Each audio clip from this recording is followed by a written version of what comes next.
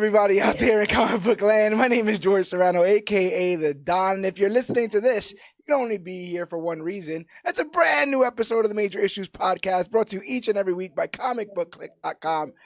And as always, I am never alone. Sir, if you could please introduce yourself.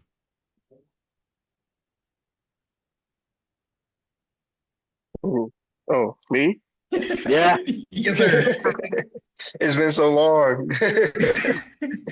It Yeah, has what's been good, real. Yeah. everybody in Comic Land? It's your boy A-Rod, the Marvel God. Rob, the Marvel God, is here to talk some Ironheart, and he's not alone. Other sir, if you could please introduce yourself. It is All-Star Asa All-Star Asa with is 6 A's. All-Star Asa is also part of the heist team, but we got some more members. Other ma'am, can you please introduce yourself? Hi, my name is Jessica, aka The Witch. Jessica, the witch, is here, part of the team. And last but not least, GT, if you can introduce yourself, because I just called you by your name. Yes, you did. I'm your techie black character, Gregory Thomas, aka GT Rebirth. Zoom and enhance, GT. All right, we need to zoom and enhance. All right, because we are I in need a. resolution up to.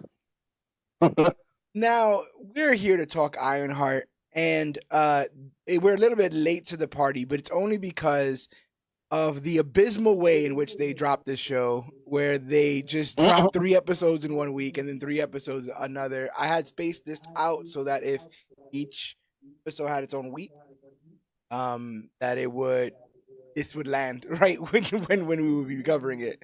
But instead, it finished up in about 2 weeks, and then we had major things to cover like Superman and Fantastic Four, which is all the talk of the town. But I still wanted to come around and talk about this show here.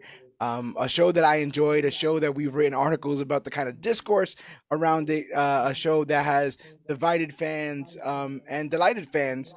But before we get into our full spoiler recap and review, I wanted to kind of gauge each one of you, your history, if at all, with Ironheart, and whether or not you had big expectations for the show. So I'll start with you, A-Rob.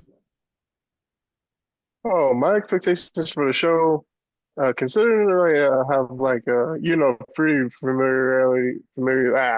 pretty familiar with the character from the comics, from her just being Tony's or AI's like having a mentor to her, or her taking over the role for a second, her being in the champions, this show had I didn't say I had high expectations for it, but it served its purpose and it did the job well. Like I enjoyed the show very thoroughly. Like it was a love letter to Chicago. It had all the black goodness in it that I love. Yeah, no, like overall the show was great. Like it deserved all the praise that it got. I can dig that. Asa, you've been here for a lot of our Marvel reviews. It's just another show on this conveyor belt that is the MCU sometimes. But did you have any familiarity with the character before, I guess, seeing her in Black Panther? And were your expectations high for the show? I would say I got more familiar with her due to Black Panther, and then I kind of more deep dove her. Yeah. The show it was fine. It started off slow and it picked up and got better as it went. So Yeah. I will say the first few episodes I was like, oh, okay, whatever. It felt very much like going back and rewatching Echo, where I'm like, this is fine. Yeah. But like it ended in a way that I was way more hyped. So I can dig that. I can dig the that. best answer I could give. No, I ain't mad at you. Yes, I know you are now getting into this whole big foray of comics. And you had heard about Ironheart coming out. We actually were able to watch the series together. Did you have big expectations when you even kind of like saw trailers or anything? What were you kind of thinking the show was going to be, and did it end up being that show? Okay, so I had not even seen Black Panther, so I had no prior Riri. Um, but I did pick up like there was a little one shot like a couple months ago, maybe last year. Mhm. I'm not really sure how long ago, but I had picked that up and it was like, oh, Ironheart has this new like new bad guy. She was like like new nemesis kind of thing. And I was like, okay, cool, maybe that'll be in the show. Absolutely nothing to do with that whatsoever. So that was interesting That's that how they they put get this you. Things comic right before the show comes out. But now I know her even more from Iron Man and His Awesome Friends on Disney Junior There you go. Nah. because kids. Yes. So that's yeah, it's been suddenly from no Ironheart to like she's all over the place in my world. So it's pretty cool. I can dig it. I can dig it.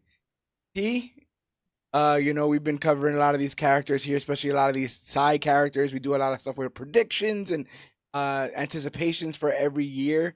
You have been on the podcast more for longer than anyone else that's on this episode. So were your expectations high for this another project, another TV show, another foray into the MCU, and did this reach your expectations? They weren't very high, to be honest. No, like it was like it was a very poorly promoted show that was so far away from the actual release of Wakanda Forever that like it would be like no one would be blamed for having forgotten, like, oh right, there was a character in there that they were supposed to do something with. Yeah, yeah. Especially given how heavy Black Panther is on all the principal characters, like Riri being there is kind of an afterthought. Yeah. Funny enough, my actual experience with Riri, when I first started reading comics, they were just pushing Riri Williams into the like Invincible Iron Man book. Right. So like technically, my first Iron Man books were Riri Williams. Oh, that's crazy. Which is kind of funny. So like I definitely already had a bit of an in with this character. I also ended up having an in with another character in this show that we'll end up talking about. So it was interesting getting like I don't want to call it fan service, but I feel like I'm in a niche of people who are watching this show just going, oh, I know that character. Oh, and I kind of know what they're doing with the storyline. Because I'm probably the only one who read the Ironheart. I feel like the only one who read the Ironheart stuff. Yeah. From the all new, all different run that nobody liked. No, I get you. That's the thing. Just comics and live action alike. People have had really strong opinions about this character and her use in Marvel in general. Yeah. And we'll get into that. I didn't want to come up front with it, but like as we talk about the show, you can't help but talk about what people quote unquote had problems with it. It does feel weird after Wakanda Forever. And they've been having a momentum issue in the MCU. Like I feel like once a story is hot, they almost let it cool down too cold before like by the time we did Secret Invasion, it felt like the Skrull stuff from Captain Marvel was ways away, and it's the same stuff. Like it's like when they choose to pick these stories back up, people have a lack of interest because you already told us to look away, look over there, look over there, look over there, and then come back over here, look back over here. And it's interesting that this show was split the way that it is because it does feel like a tale of two shows. I feel like the first half of this is very cookie cutter by the book, as it should be sometimes when you're introducing a character, right? Like origin story stuff. Mm-hmm. And then like 100%. they choose to on purpose make her flawed and make her kind of play in between the lines in an interesting way that kind like almost challenges you to change how you feel about her at certain points and whether or not she's doing the right thing. But I found all that really interesting. I just didn't know whether or not they had any faith in it, given how they dropped the series. Felt like instead of us talking week to week about this series, we could only talk about it basically when it was over, like the first half of it, and then when it was over. And by the time that happened, Marvel kind of squashed all that with the Fantastic Four stuff. So I think this is getting very little chatter, and it has bigger implications than some of the other stuff that we've covered or that has been given a lot of time to develop or talked about and stuff.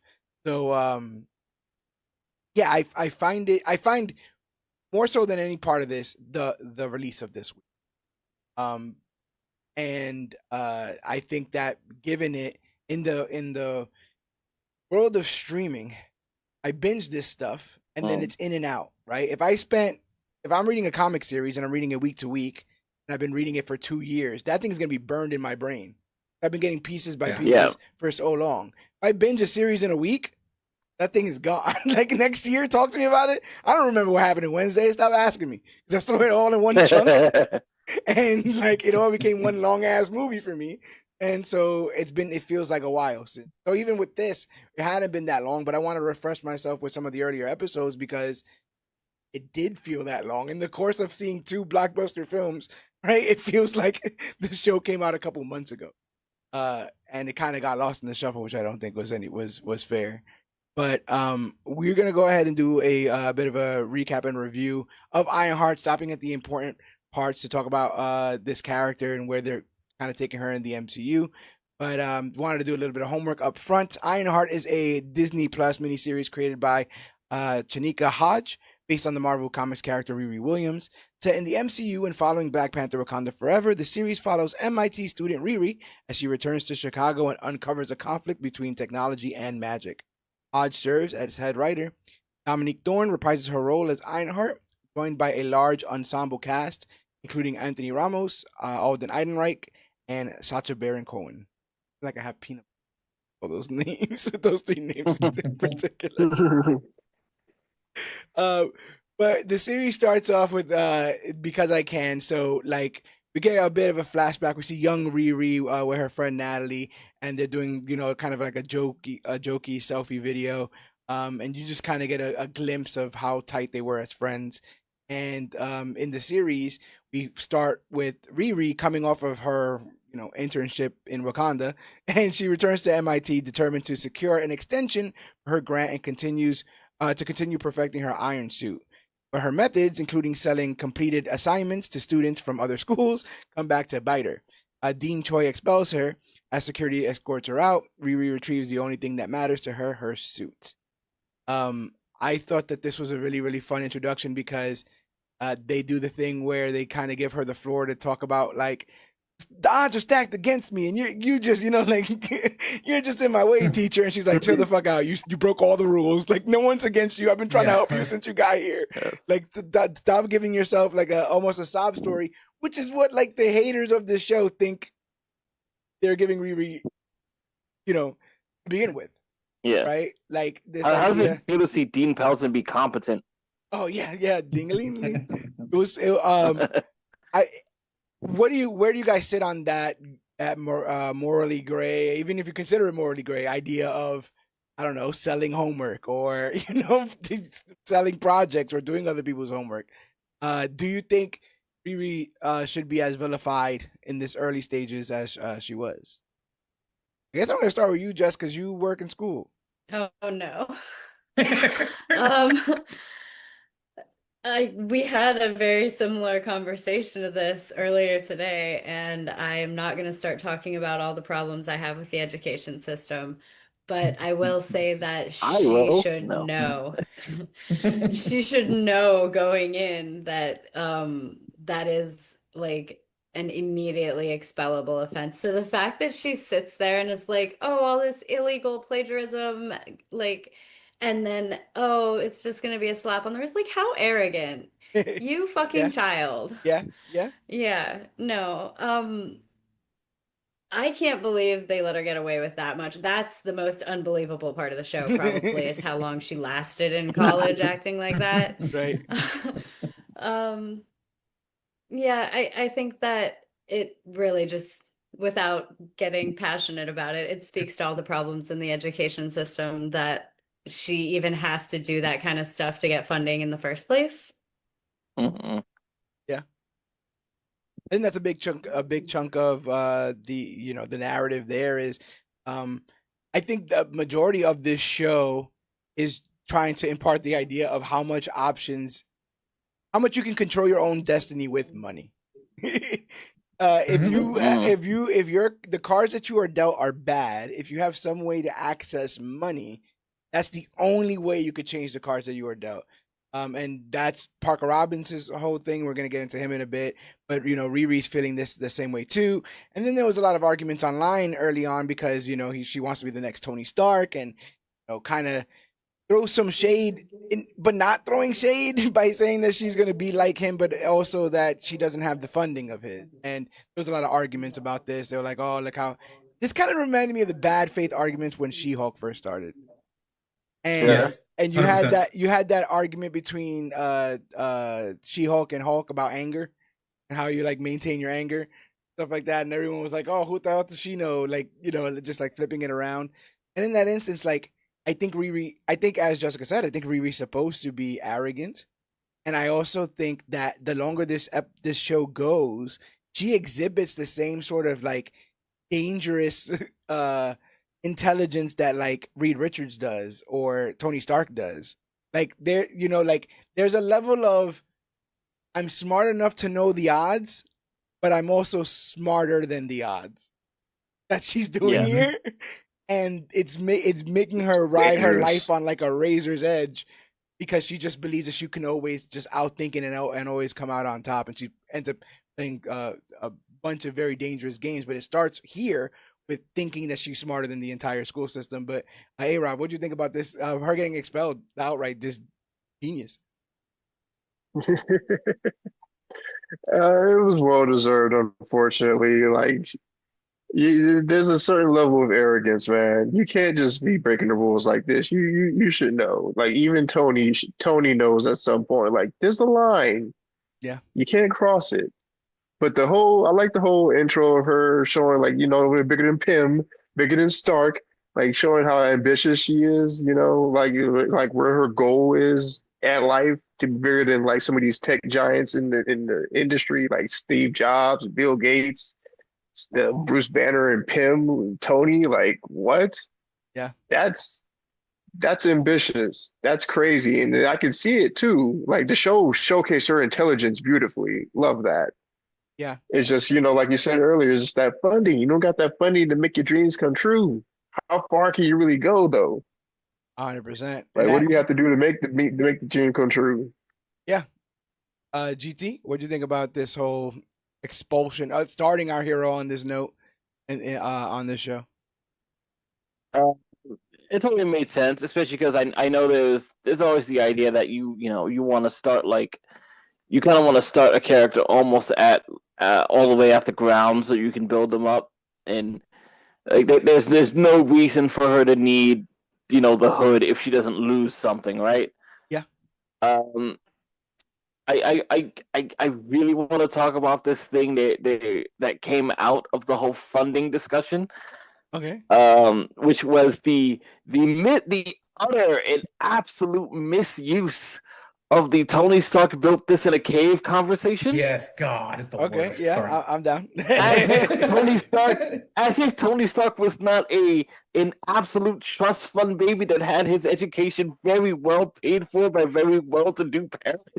Yes, and as if those scraps weren't Tony Stark made missiles and batteries and all and that also stuff. had his homie there that nobody knows is dead. Yes, he also had he had a friend, and the thing that he built, like not like died. Like he did a couple cool things with it, then he flew, and then he was done with it. Like it was destroyed or whatever. Like Tony Stark did not build what you remember in a cave. He built a big silver thing that just kind of fell apart.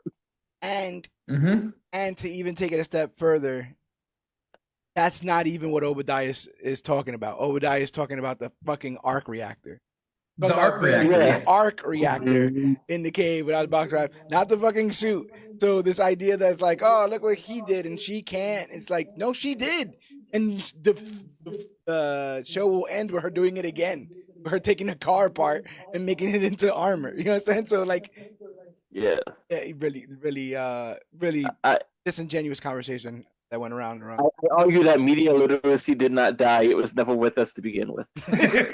I mean, I feel like that's how like legends work in real life, though. Like they weren't there, they don't have that, primary account of what Tony Stark did, but like the legend, like the story of it that's gotten around, that's what people think of it. They think he did build that suit in the cave, basically. Mm-hmm. So that's kind of interesting. Like that's definitely how some teenager would be thinking about it. Yeah. Oh yes, I expect the people inside the universe to think that way. Yeah. Everyone else is an idiot. I like that. Well, yeah. Hey, so what do you think about this intro here? Well, I think the real villain that we're all seeing is capitalism. I mean, No, I mean, That's the no, most ace start to a conversation I've ever heard. yeah, no. I was gonna do like a Brendan Lee Mulligan rant, but I couldn't. Oh I'm not smart enough. no! Um, no, I think that it makes sense to kind of build her from the ground up. I mean, if she not to attack, but if she's literally at zero, she can only Yeah. go up. That's all we can see the character growth. I also think that there's a level of I don't know if it's morality, and she's trying to make do with what she has, and what she has are being really, really smart, and she's selling those. There's a whole another lesson in the kids buying it. They're not really learning. And again, if you guys are familiar with Bomani Jones, he gets a whole bit on people using AI and how we shouldn't do it because it only hurts you in the long run because you're not really learning the thing you're learning. Yeah. Right. It's a big long rant about bullshit regular world stuff. This is comic books, man. Let's just have fun. Okay, no, it was a good way to start off, I think. Yeah. From a storytelling perspective. Yeah, I also just think there's something to be said for I'm sorry. I think there's just something to be said for like if you're like maybe if you didn't grow up in them streets, man, you don't really understand what that kind of hustle mentality is bred from, and being in a position where it's like I have to do whatever I have to do to get this thing because there's no system that is there to help me. Yeah. Exactly. I came from zero. There's nothing that's going to stop me from being better.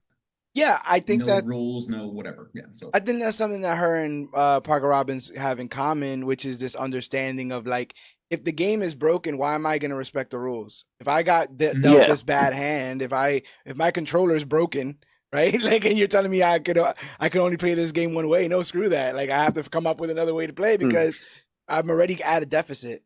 And I think they see each other that way, and that's why that's how they kind of get mixed up. But bringing him in. Across town, a criminal crew led by by Parker Robbins, aka the Hood, and then I'm like, okay, Parker Robbins, the Hood, stealing from the rich to give to the poor. Is like he's like Robin Hood, and then his last name is Robbins, so he's Mr. Robbins, the Hood. That's it's kind of ridiculous. Played by Anthony Ramos, who's in like everything now. The job goes south thanks to Stuart Clark, aka Eric Andre, who I was surprised to see in this, who insists on calling himself Rampage. His recklessness frustrates the crew. John King, Hacker Sludge, Pyromaniac, Clown, and the muscle-bound Blood Twins, Jerry and Roz. As the cops close in, the team retreats to a parking garage and strips down their stolen vehicle. Robbins tells King to fire Clark and find a new recruit. A tall order with a big, because they got a big job coming up. What do you guys think about this introduction to this sort of like ragtag heist crew? And I'm not passing this around. Whoever wants to talk can talk, and then like if you don't have anything to add, it's fine as well because there's a lot to get through. God, is it terrible? Would it be terrible to say that they kind of remind me of the new Saints Row game?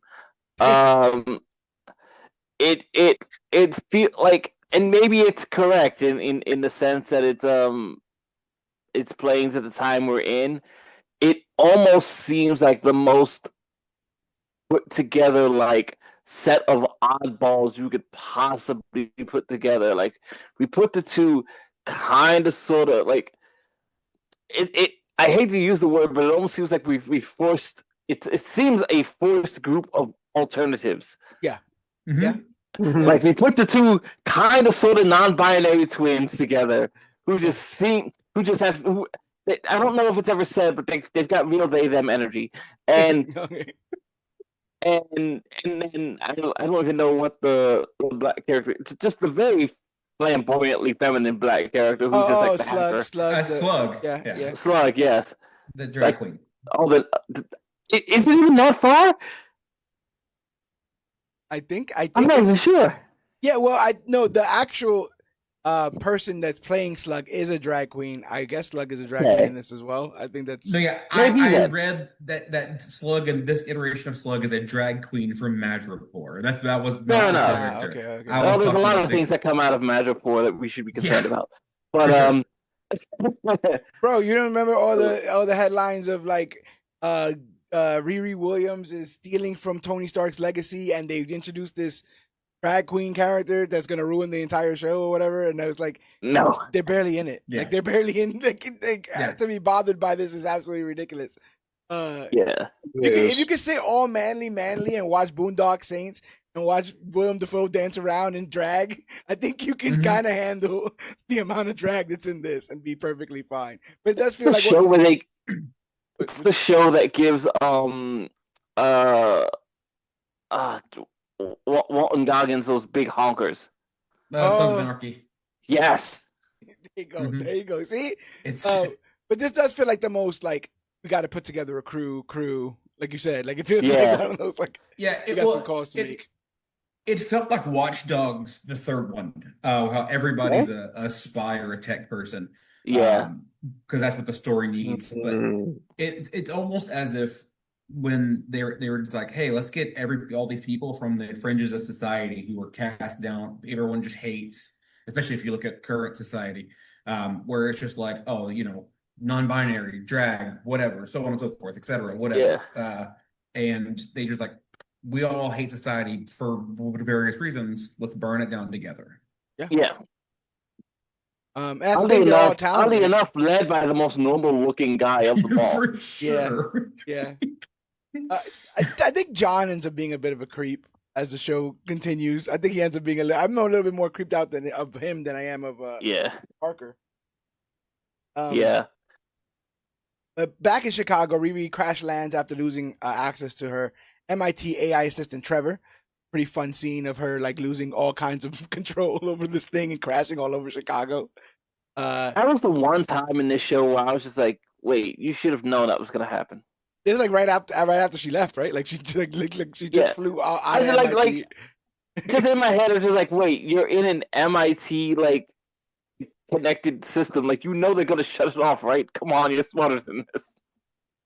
It's interesting. It's interesting the course of events though, because it could have been a situation where she fucking died. Like MIT cut her off, and she fell out of the sky, and she fucking died. So like the fact that they didn't even check with her or hack in and make sure like, hey, we were shutting you down, kind of shit. So that was like they unplugged her while she was in the air. She falls down to the sky. Falls out of the sky. Probably avoid terminal velocity. Just saying. Yeah, right. A local kid named Landon helps her haul her broken suit pieces home in a toy wagon. Inside, her mom, Renee, vents to friends about how distant Riri's become. One of her friends, Madeline Stanton, suspects Natalie and Gary's death still weigh heavily on her.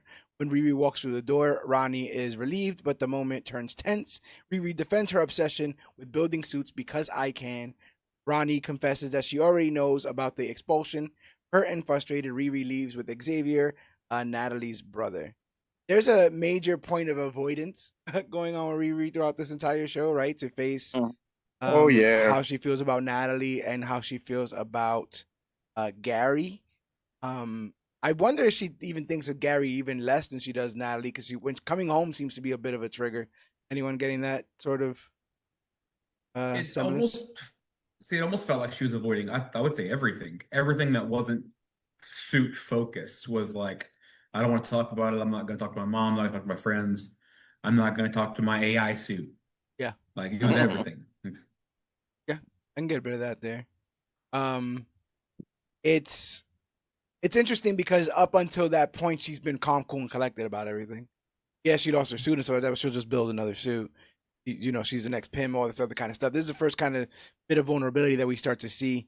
And she got a caring mom. She got a caring, loving, nice. It's not like she has that part of the backstory, right, where she is neglected or misunderstood, or she's misunderstood in the same way we all are, because we're all different and parents are all different, and it's hard to connect at certain times. But parents in the room, did you guys get anything from this whole like mother-daughter sort of interaction here? This idea that Riri's just kind of at a state where she doesn't want to tell her mom how she feels. Maybe she doesn't even know herself how she feels. Anything there? It's a classic case of avoidance for Riri. Like, just I don't want to process all these complex emotions, so I'm just going to focus all my energy on my work. Yeah. Well, not to sound too woke, but there's a reason therapy is good. Yes. And if you're grew up poor like myself, like it seems like Riri did, kind of. Yeah. Sometimes you just can't afford that, and your parents want the best for you, but you're alone because you're a genius. Yeah. That's myself. There's also like There's no therapy like unhelping coping mechanisms. right, exactly. Exactly. But there's also like, and I'll be short with this, but there's an an episode of BoJack Horseman, great show if you guys have not seen it. Oh dear. But Oh, I'm not man. going that dark. I'm not going that dark with it. I'm not going that dark with it. The show gets dark. I'm not going that dark. But there's an episode in which Diane is this woman who's trying to write a book, right? And she I just love keeps, that one. yeah, she just keeps hitting a wall. And at the end of the show, she basically like has a tearful confession of like, I need to write this book, and I need to be able to kind of expunge my the hardships of my life, or else why did I go through those hardships? And it feels a little bit like that with Riri. Like, I'll just keep pushing and pushing, and then when I succeed, everything will be, it'll be even. Yeah. Everything will be fixed. If I can turn this pain into art, then it's good pain. If not, then it's just pain. And yeah, and I'm like everyone else who has gone through that. And that feels, there's a very like a tunnel vision with Riri and this kind of mentality that, no matter what, everyone calls her out on the whole Natalie thing. Everyone she meets, the guy in the front of the store or whatever, the guy at Gary's shop, it's like, hey, you used to hang out with that girl, like everyone's bringing it up to her, and she doesn't have the best poker face when it comes to it. So it's hurting her, but she is just trying to power through. So during their walk, Xavier tries to get through to her. They're a cute little couple, and they get to know each other a little bit better as the show continues.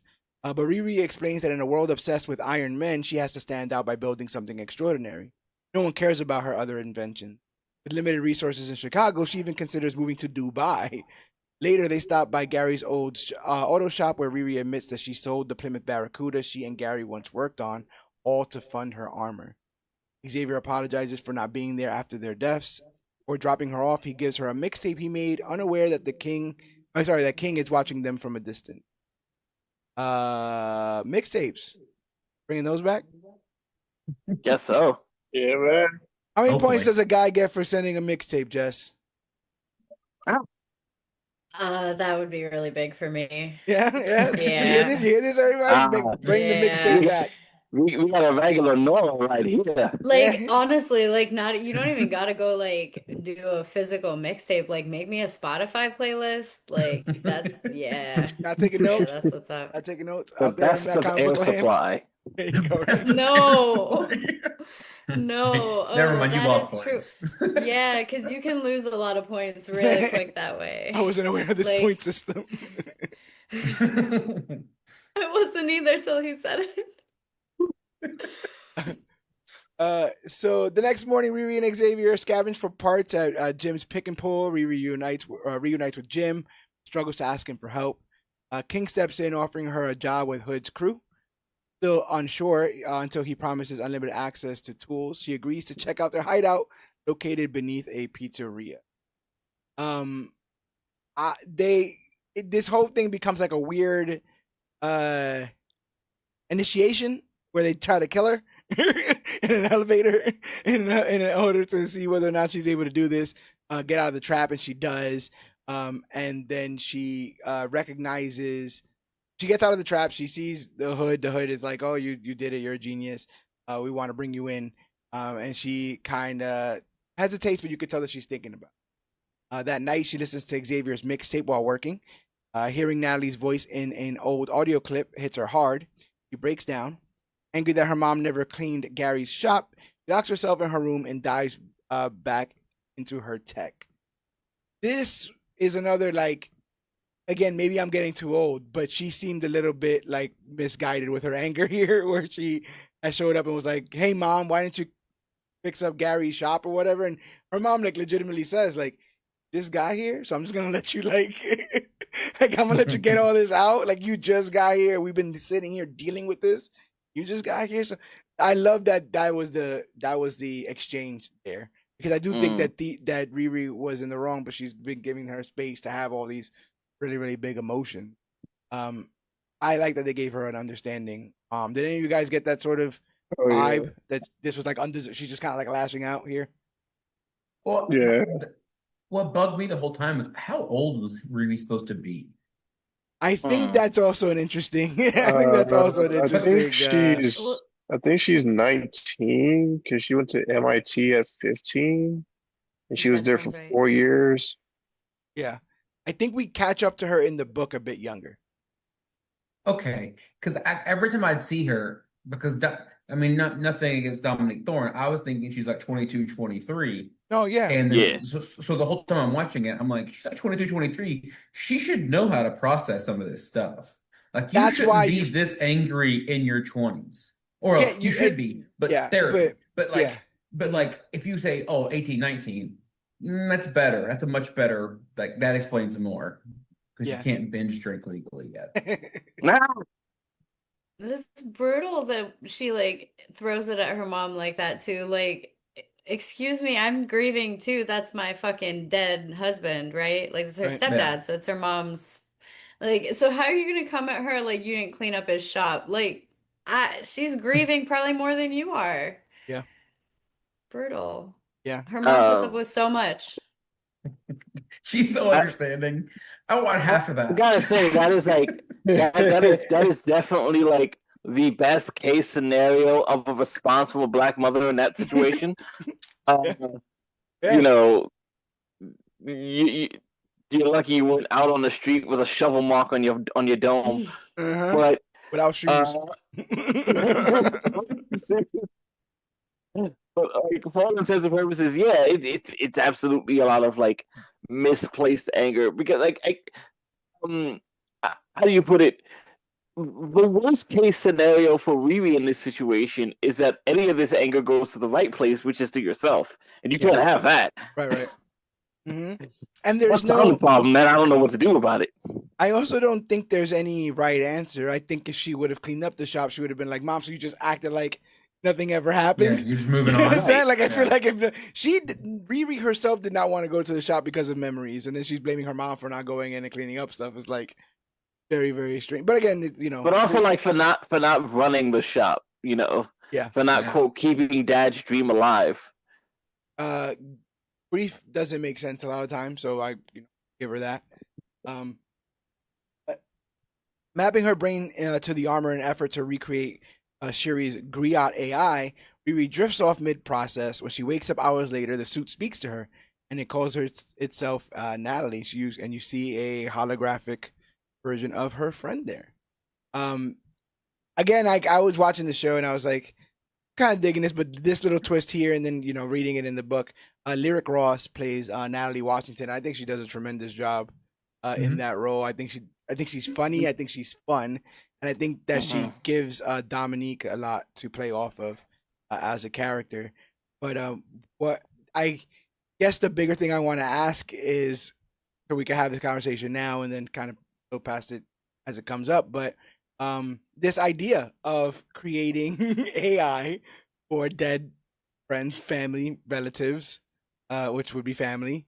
Where do you guys sit on that? Is that an absolute no thing? Is that like, would you like to talk to your Kryptonian dad on occasion when you go to the fucking Fortress of Solitude? Or are you guys 100% against the idea of either doing this yourself or having it done to you when you are gone?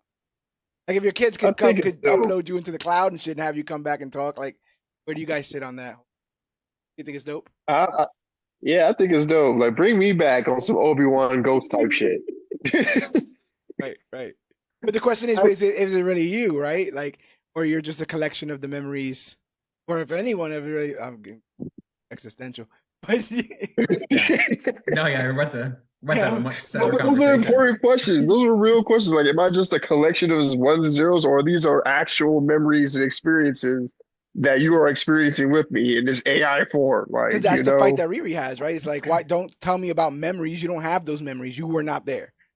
You have those memories because I have those memories, and she feels almost robbed in that instance. But you were saying, Asa? No, I'm pretty against it. I think it's morally. I don't know. I mean, we're not there yet technology wise, but I think I not to get too existential, but I think the beauty of life is death, the fact that it's not infinite.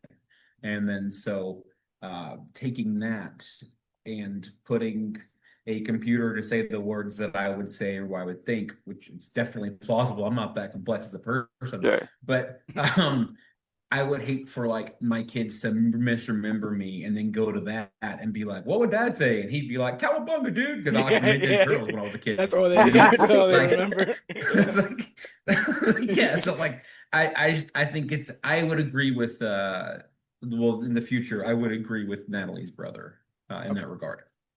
You dig it, GT? Yeah, I feel like the only acceptable AI version of me is like the kind that gives you very sarcastic instructions on your GPS when you need to get somewhere. But you can hear the vocal eye roll in the. yeah, You absolutely. missed the turn. You dummy. Other than that, no, I think I'm with Asa where like I think the beauty and everything is sort of appreciating the moments you have and knowing that when it's gone, and like there's any attempt to get that back is always a diminishing return.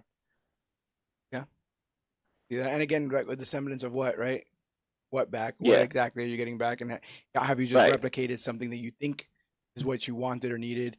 Yes. Jess, Also, I want to add. Also, it would be incredibly hypocritical of me to agree with that sort of thing because I hate Flashpoint Oh, okay, yeah, there you go. Yeah. It makes a lot so of, much. it makes a lot of sense. It makes a lot of sense. I think it's really complicated here because it's not Natalie based on Natalie, it's Natalie based on Riri's memories of Natalie. Mhm. So Mhm. in no way is it Natalie. If she had before her death had like neural mapping done and let's say, okay, yes, we know how to transfer consciousness, I think that is a probably no. I would say that So we no, should even with not.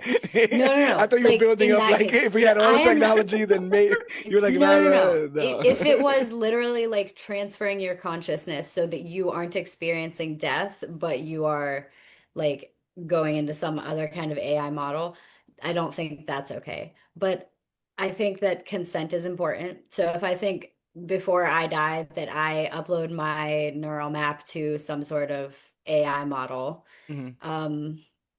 I think it would, in a sense, be me, but only up until the point of the mapping, because at that point, me and that AI model are having two separate experiences. So we're not the same person anymore at that point.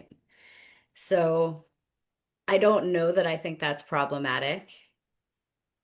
I've already made 4 other little copies of myself, and um, I mean, there's a lot of problematic parts with that method as it is with our current reproduction method. So Mhm. maybe, AI modeling isn't the worst idea. But I think consent is a big part of it. And the fact that it's not actually Natalie, but Riri's memory of her is. I don't really think there's even a problem with that. I think that because it's her memories of her, it's not problematic because it's not like it actually is Natalie. It's not It's doing not any a kind of actual harm bastardization to of the Natalie. actual Yes, person. yes. It Sure. is a memory of that person. I can see that. I just really want to know if that Tupac at Coachella has sentience. Because that's gotta suck. Like he went back down and he was like, Biggie was already dead. yeah, he's like, "Where's Dre?" And they're like, "Bro, you're not Sure. real, bro. What do you mean I'm not? What the fuck? What do you mean I'm not real?" It's I certainly not the same as taking the biometrics of your friends and using that to create a video game about lady time travelers. Oh no, not good, and that's not great either. Do not take your friend's DNA and do anything with it. That's what I'll say. I think that's a fair point here on behalf of ComicBookClique. I do have a theory based off this conversation, but I don't want to ruin the rest of the show. So, like, Okay. if we can bring this back toward the end of I Sure. would like to come back to this. Okay, I cool. do think it's interesting that Natalie, or at least the AI Natalie, does have like a slight sense of self. Yes, Oh yeah. there's that sentience, and then what's strange about it is also like she has the ability to be offended. Right? Yes. Like she has emotions. I don't know if Trevor had emotions or Griot was gonna have emotions. Does Jarvis have emotions? Maybe he's been No, sarcastic or stuff, but he has even but because I don't sad. think, yeah, I don't think Jarvis is mapped in a way that Like like that that's the butler. thing, right? Like I think Jarvis is a creation that Tony makes based on this idea of a person Mm-hmm. that his father knew, but like in this sense, like the computer has taken from her memory this idea of like this is how Natalie would react, so this is what she would be offended by. Yeah. All right, Which that's again fair. is just Well, but it's just this weird idea of like is that AI version of Natalie learning on the job? Yeah. well, Updating. Ultron had emotions, Yeah, so that's like, also true. And Tony was a petty yeah, son of so a bitch, so that makes a lot of yeah, sense because he got a Yeah. lot of that from him too. That makes sense. So Riri panics when her armor, spawns this sentient AI calling itself Natalie. She scrambles to keep it hidden from her mom while trying to rationalize what happened because this wasn't the plan. She meant to recreate Shuri's griot, not bring back her dead best friend in digital form. And she remembers she's late for a job with Hood's crew. She waves her mom off and orders Natalie to stay put. The AI snarks back, but Riri's already out the door, bumping into Xavier, who invites her to a party later that night. Should she have then said, "Hey, your sister's inside my house"? That is another big contention here, right? The idea of now that she is here, does she owe Xavier that truth? Yeah. Does she have to tell her But she doesn't brother? see it as Natalie. It's this Right. abomination that was mistakenly created. She's not thinking, "Oh, your sister's alive up in my bedroom." She's thinking, "Oh my God, I have to kill that thing before you find out about it." But I also feel like she allows it to be around in a weird way, even though she is very vocal about it being an abomination. There's almost a yes. comfort to her still being around. You know what I'm saying? Like she's mad. She's obviously vocally mad about like this perversion of her friend that she basically feels like is going on. But I don't ever feel like in this show she's quick to pull the plug. At one point she sacrifices her. I don't even know if it's on purpose. Right? It's like she's very upset when it happens when she's gone. So it's this weird double of like, I know you're not real, but I'm also not in a rush to kind of put you back in the Yeah. I box. think some of that's even just the arrogance of like, "Oh, well, I spent a lot of time working on this thing and I'm not about to just delete all my work. Like, Yeah. I'm gonna have to just figure out how to make you not Natalie, but I'm not gonna lose my progress over that." Yeah. Yeah. Although I think eventually it became real enough. Mm-hmm. So at Desperitos Pizzeria, Parker Robbins and John King introduce Riri to the full gang and announce that she's replacing Rampage in as their tech lead. The next target is the Tunnel Underground Highway. During a practice run led by CEO Sheila Zarate, Riri will upload a virus from Slug into the system, allowing Hood and King to confront Zarate. Riri starts calibrating her armor, but lacks the technical schematics needed. She tries to contact Clark, but no response. Back home, Natalie reveals that she's already compiled a list of black market tech dealers. One lead stands out: Joe McGillicuddy. What was Curtis Axel? What was his McGillicuddy thing? Michael? Was it Michael McGillicuddy? Yeah, Michael McGillicuddy. Michael Yeah. McGillicuddy. When Riri finally acknowledges her, Natalie references a shared memory, something that only the real Natalie would know. Riri shuts down the conversation, locks Natalie in the laptop, and hauls the armor across town in Langdon's wagon. He finds McGillicuddy mid-argument with his neighbor about her dog on his lawn. Riri explains what she needs, but Joe plays dumb. When she threatens to report him to the feds, he relents and takes her to his underground bunker. On the way, Natalie texts her updates, and Riri learns that McGillicuddy is insecure and often manipulated. She tells him that he needs to stand up for himself, though he still has to listen. What do you guys think of this introduction of Alden Ehrenreich? I think this guy's kind of charming. It might have a future playing like, I don't know, in Star Wars one day or something. But I feel what do you think of this, and how well do you think they held down this reveal that we will eventually get to going down the line, or is open? I thought it was pretty interesting Yeah. because I didn't know who this character was at all, like until the reveal, and I was like, oh, holy shit! Right. But it was really charming, like because like isn't he wasn't he the guy who played Solo? Yes. That was the joke. Yeah, Yeah. yeah. Totally was going with it. Yeah. Okay. You're really staying in that Disney family, huh? Right? So you get that, might as well get that Yeah. Disney money.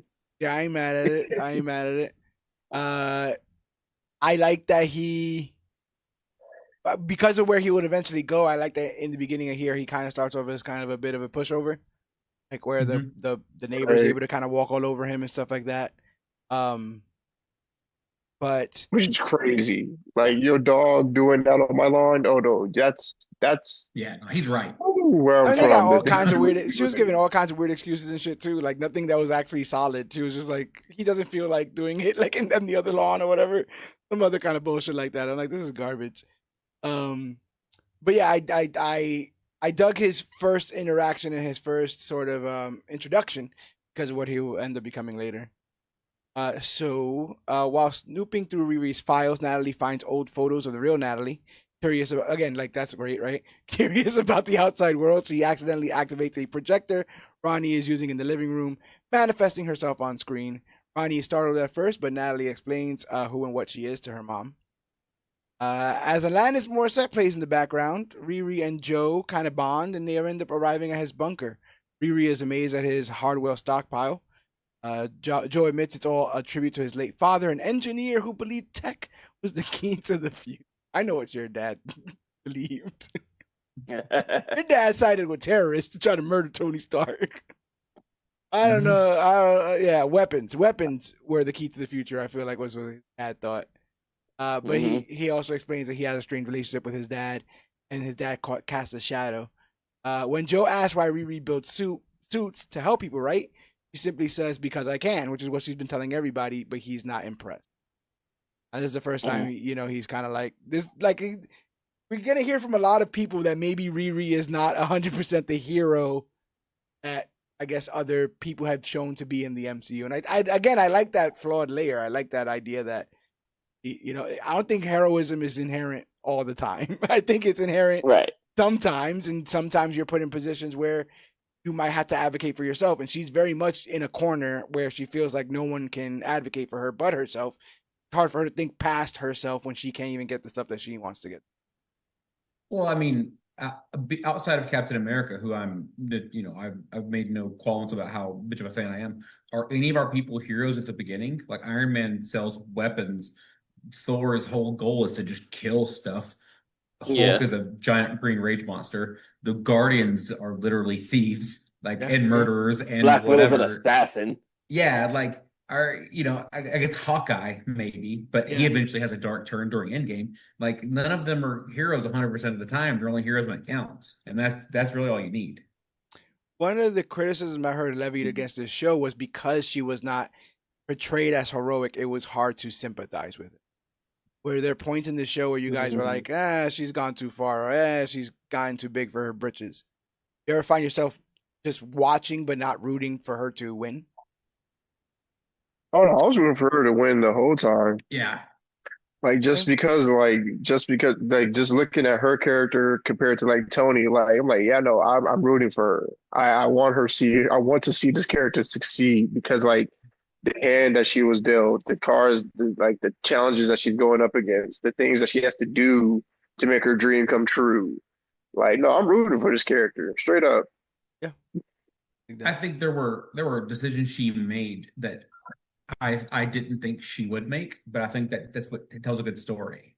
Makes you second guess what you think it should happen. It's like, hey, it's not synonymous, but like with Walter White, like you saw him slowly become Heisenberg as opposed to him going like, oh, I'm a bad guy. One day deciding, yeah. And then so like with her, you kind of see her going like, I'm gonna do bad, but like for what could potentially be good reasons. Yeah. And a lot of this was for like, hey, I'll be good in the future. I just have to secure this situation right now. Yeah. Which there was like somebody had said, like, in a world of where you have immortality, like morals get very strange because if you could justify it 100 years down the line, right? If you have that much time to be like, oh no, but it all ended up good in the end, what does it matter? And I feel like Riri's trying to outrun her consequences or outrun, her state in life. which yeah, I think it's super interesting. And again, in that whole like, I think that is interesting, even if it's imperfect. I don't think she needs to be a perfect protagonist, but I also feel like this portrayal has a lot similar to Shuri's portrayal in Black Panther, the second one. I think they're both acting stronger than they are. I think that they are both trying to fill shoes that they perceive that they should. There's the smartest people in the room, and there's a lot of anger and guilt and grief in both of them that they have to work through. And I don't even know if Shuri fully worked through hers. I mean, we go through the whole like funeral thing, but she gave up the whole mantle. Like she's all like, like she's handling it in her own way. But I think it's interesting because Ryan Coogler worked on both projects. Yeah. And I think that I don't think that that's a mistake that these young women are in this way. And then you get the whole other side of the racial connotations of Black women having to be tough regardless of what they gets thrown at them, having to grit their teeth and having to fight through the bullshit that society can be. Also have that, and then they toughen up, and then they get told they have attitude. So because you also have all that fun stuff to play with. Have they tried just smiling? My gosh. That's okay. Sorry. And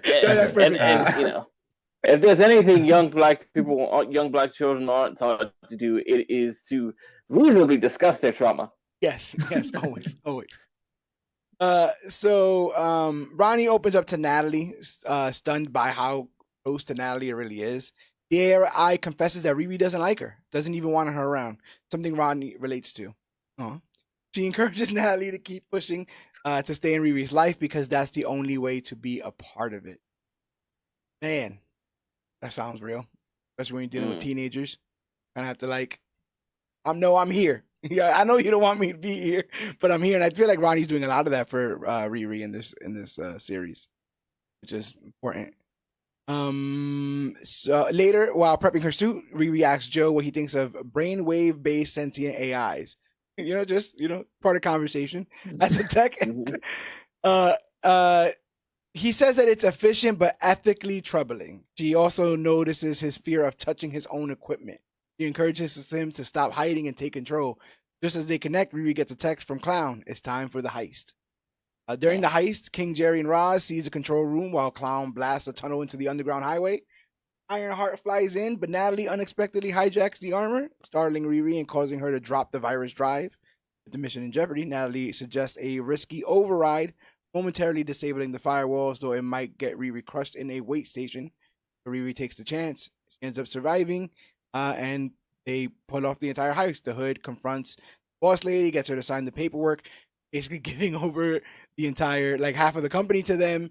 And Ironheart and Natalie are celebrating, but then a guard comes out, pulls a gun on both of them. Natalie glitches. Riri can't close her helmet, and just when it seems like she might be fated with the entire suit of armor, she can't close her helmet. She still might get killed here. But just as that happens, my boy Parker Robin pulls a wanted, bends a magic bullet, and kills a man.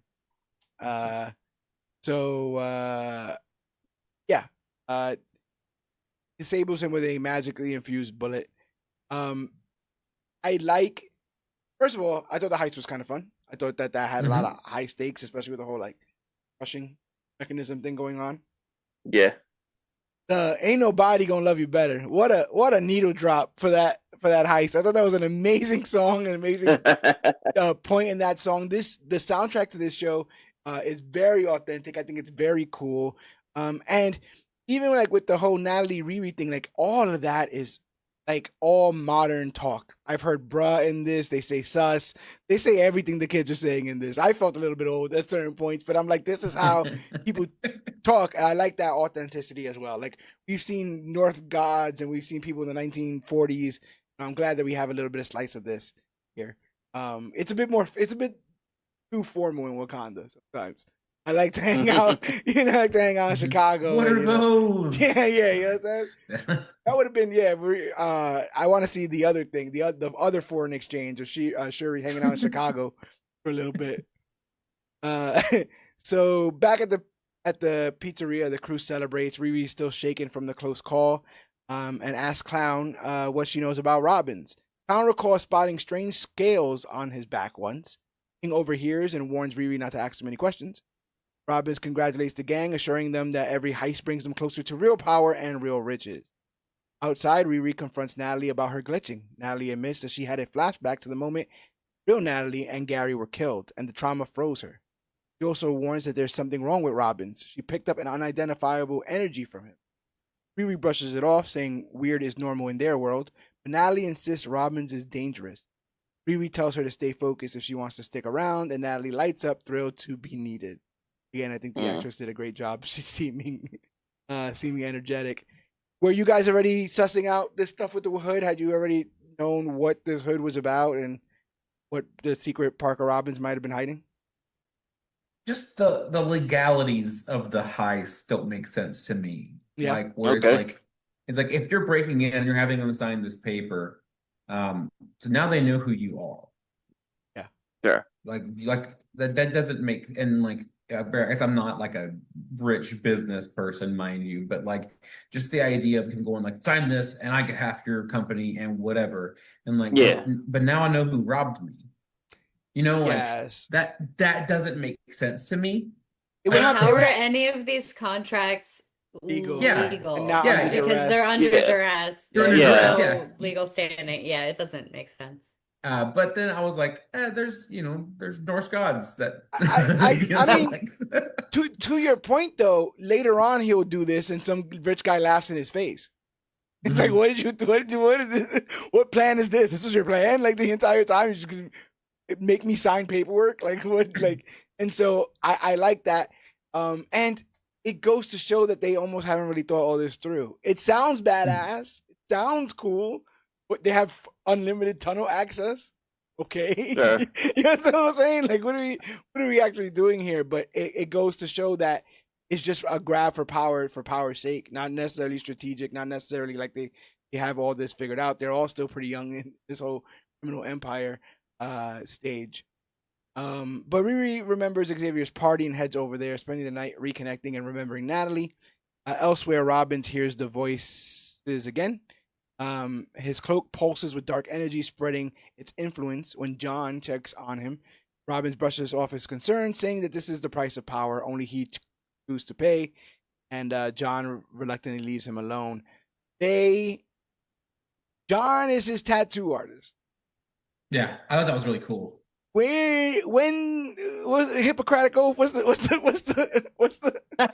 is there not an oath of like you have a demonic growth on your back, so I'm gonna have to be like, nah, we're not gonna tattoo? That's a little too specific. I don't know if no, that's not in the medical handbook. Hey Rob, what do you think of these scars on old Hood's back? I feel bad for my mans because I'm like the whole time I'm like, yep, your soul is definitely getting corrupted, my guy. Yeah. Like that hood is no joke. It's no joke. It's been around a really, really long time. It's switched hands from many, many different peoples. I wish he knew what he was really getting himself into, like the whole time. Like every time he used it, every time he's wearing it, I'm like, well, I was worried for Parker. I'm like, when is the bill gonna come due? Yeah, because this is already like this is not like he got the hood yet.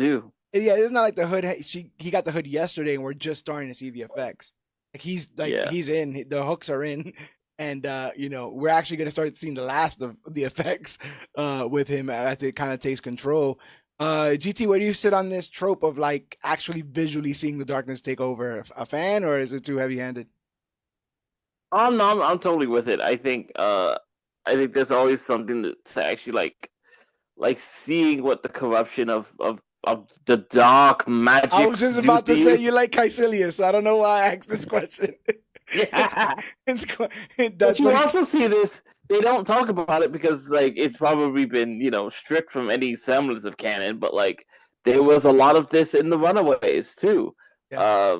Where old girl was using the staff too much, and it was beginning to corrupt her too. She had the same thing. Agatha in the Darkhold. Yeah. The same with that. With like Agent Carter, right? Yeah. Yeah. Mm-hmm. Using too much Darkhold, which is Don't is do going to some be a things. thing we never talk about. Yeah. Uh, Hey, so what are you thinking about this stuff? I thought it was really cool. I don't was it a practical effect or was it CGI? The actual like scars and stuff. I think it might have Well, been no, something in makeup, and then they kind of the cloak. they just they enhanced it. No, Yeah, the actual things. Like if it was practical, that was really cool. Like it's a really cool effect.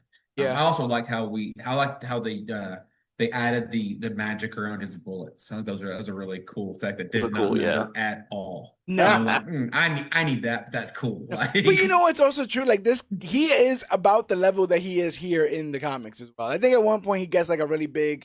He does something with the Infinity Stones or something.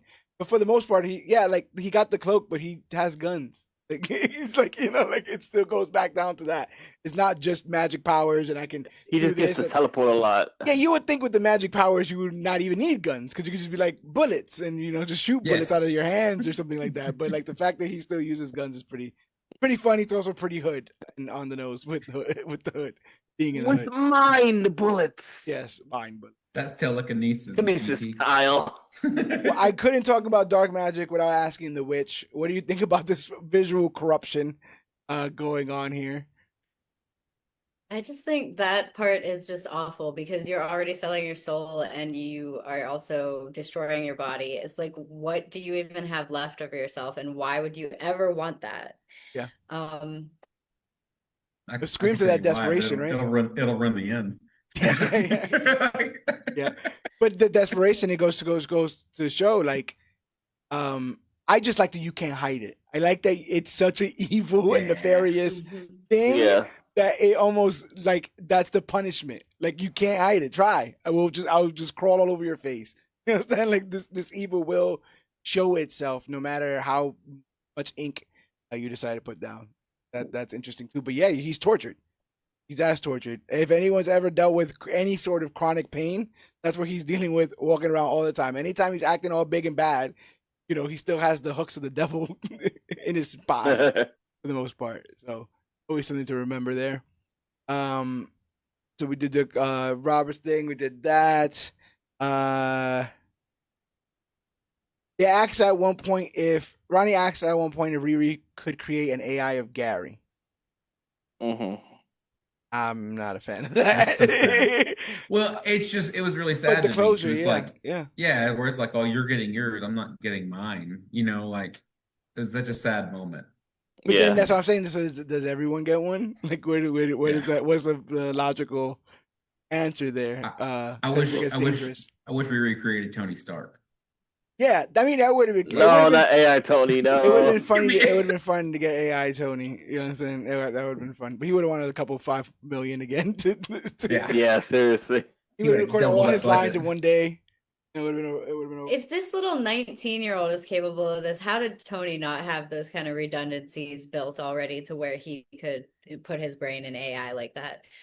I wonder if mostly because they can't afford it. Yeah, I was wondering if it's like hubris because it seems like Riri wants her AI to help her work through stuff. Where I get the idea that Jarvis is almost like a digital butler more than he is like a co-pilot. Yeah. Natalie feels like a co-pilot. Like, hey, can you figure this out if I can't, or can you like search the internet in a kind of way where Tony probably could have had that, but he doesn't let nobody co-pilot, so he has like a butler kind of deal. I think when it came to Friday, between Jarvis and I guess now Natalie, like Friday seemed a little more realistic as a person than Jarvis Irish. Did. She was Irish for some reason. Pretty interesting. Yeah. You're saying, GT? I was gonna say that I guess technically speaking, like Tony does come up with this kind of technology in his own way. Like he has that whole thing at the beginning of Civil War where he's got the technology where he gets to like talk to his parents and he's basically just like, 500 million fart, right? $500 million for me to work out my freaking childhood trauma, and it's just kind of like throws it away in a sense, and like hand waves it, and so like I guess arguably speaking, Tony crossed that bridge and was just like, no. Yeah, but it would have been interesting to. No, I was gonna say it would have been interesting to see him like use it therapeutically, not just in a presentation form. Like the idea that he would be at any time going back to the day his parents died as young Yeah. Tony. Like that's crazy shit right there. That's really, really traumatic stuff. You were saying, Asa? No, but Barf was a hologram, whereas Natalie is an AI system. Like Yeah. that's where it's pretty like you'd have to combine Barf and but there's a better way to word that. We gotta workshop that name, I think Tony says. But there, I think just you'd have to intertwine them, whereas she did both. Yeah. And mistakenly at that. I think because I think Tony's family's on rails. I don't think they can add an extra line to the stuff. I think they're stuck, doing that Westworld sort of script over and over again because that's the only way that they went. Whereas Natalie could do more. And that's the scary part. Like then you build a new friendship with this new version of Natalie, and is it the same Natalie? It's all that stuff. But the episode basically ends. I'm sorry, but is he in that hologram talking about? Like, isn't he in that hologram saying things he wish he said? Yeah, but he can't stop them from dying. Like they're always gonna go and die. But like the actual moment is altered. Yeah, because he's. But doesn't he tell him to stay? Doesn't he tell him to like not leave or something like that? I think he says, "I wish I had done." Yeah. Like I think he's telling it like. Well, he gets the moment to say like "I love you, Dad," and like he gets to kind of have his final goodbye with his parents that it seems like he didn't have. Yeah. And again, is that enough? If you know that you programmed it, like it's a whole, it's a whole thing. But yeah, the episode ends with McGillicuddy putting his foot down and throwing out the life, love plaques that everyone kept making fun of, and destroying the neighbor's garden in retaliation because he's over getting disrespected. That's always funny because it's like a child's tantrum. Like I'm glad he stood up for himself, but like that was not, like nothing. I thought he was gonna kill her. I thought he had that in him. I thought they were like, oh, he's going over there to murder her, and they're like, no, I'm just gonna cut up your flowers with you. It's a gateway. You'll get there. It's so passive aggressive. Yeah, that's what I'm saying. Cutting flowers is a gateway. I'm telling you. Next thing you know, you start doing tech on yourself. We'll get there. So, Riri Williams and the HUD's gang celebrate the successful tunnel heist and their big payout as they joke about how they'll spend their money. Clown playfully puts on Parker Robinson's cloak, only to find it unnaturally hot. Yeah. Williams questions the origin of Robin's powers. That good felt. Yes. Also, like, that opening of the episode with like the money gun and stuff, that's fun shit. Like I thought that was like really cool, stylistic, fun shit. And again, like she's just playing with money and throwing money up in the air, and like they just have all this money because they did all these heists. And again, I'm kind of rooting for her. So it's like, at no point am I looking at this and like, oh man, she's gone astray. Like she's using her tech she wanted her to use her tech to get money, and she now has that money. It's only if I win the lottery, there will be clues. Yes. But yeah, every time that someone tries to criticize Hood, John will step in and be like, "That's my boy. Don't fucking talk shit." Yeah. Stuff like that. Which I liked. He gets grabby around women, man. He gets really, really grabby around women, and it makes me uncomfortable. When the girl here puts on the cloak and he like grabs the shit out of her, like I think he puts her on the table, doesn't he? Yeah. And like grabs her and fucking slams her on the table, whatever. And even Riri's like, "Nah, I'm quit. Like if that's what kind of shit I'm doing, I'm out." And I'm like, that's the right answer in that environment to be like, okay, I'm getting out of here. Really, really weird. And eventually he'll like spend the entire episode trying to kill her. So. Good creep vibes, but man, Robbins ends up coming in. He diffuses the tension. Slug briefs the gang on the next job, targeting Hunter Mason, CEO of Heirloom Biotechnologies, who uses tech to bankrupt small farmers. The facility's security prevent them from bringing weapons or the Ironheart armor. King apologizes to Clown, and Robbins dismisses the crew. Williams asks Robbins to talk privately because she's like, "What's up with this bullshit?" She tells him she's not a criminal and only joined the gang to test her armor. Robbins argues that greatness requires compromise and admits the cloak runs on magic, though he claims not to care so long as it protects what he values. Anyone surprised that even faced with all this, she stuck around? Do you think she was just convinced by his whole like this is the best we can do, and this is what we're gonna do, and you have a alternative sort of argument. It seemed like the companies they're attacking should be attacked, and they should be dismantled and beaten and broken. And then so she's doing the right thing for the wrong reasons, which I guess is kind of an interesting way to. Yeah, because what she said, are we? She says, are we blank or are we the Sopranos? And I can't remember what the first option was. Yeah, I don't remember either. Ocean's 11. What? Ocean's 11. That's it. Oh yeah, Ocean's 11. Ocean's 11. Yes. Yeah. Yes. So I think that stuff is cool, right? That's who cares? Like these are the rich muckety mucks. Who cares that we're stealing the Mona Lisa or whatever the fuck is going on here? But so it's. I wouldn't even go so far as to call her a criminal. I mean, she is, but I hate to say it, but in the same way that Robin Hood's a criminal, where it's and then or Star-Lord, like you said before. Yeah, it's a pretty, I don't know, it's really interesting. Now that I'm talking to people about it, I think I'm seeing it different, which I guess is a good thing. Yeah. Like I said, I think if you track the grayness of her, yeah, I think if you track the grayness of her arc, it the ending is almost inevitable, or at least an inevitability of the road that she's on. And I think that's what makes it interesting. I think if you were just looking for the kind of similar stories, this might end up being a bit dry or even confusing. Again, why does she keep doing the wrong things, or when faced with the choices, why does she keep picking the wrong sides? But there's a lot going on in this girl's head, a lot of responsibility, a lot of grief, and yeah, billionaires are weird. Oh yeah, sorry, geniuses are weird. Yeah, and so genius billionaires. Yes, they are very weird. they're fucking wild. Yes. At home, Williams gifts Xavier Washington new headphones. She's like, "Where the fuck you got these? Because I know you broke." He's like, "Who you stole? What you selling? Because your ass is broken. You bought me new headphones." And she's like, "Oh, don't worry about it." But then Joe shows up. And the mom's already like, "I don't know why this weird white man has shown up in the front of our house. I don't know what's going on here." And she's right. Yeah, ultimately, she got a nose on her. Like she sniffed him out.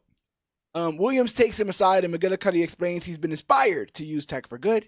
When Williams brushes him off, he threatens to expose her and their connection to Ronnie, forcing her to accept his blue.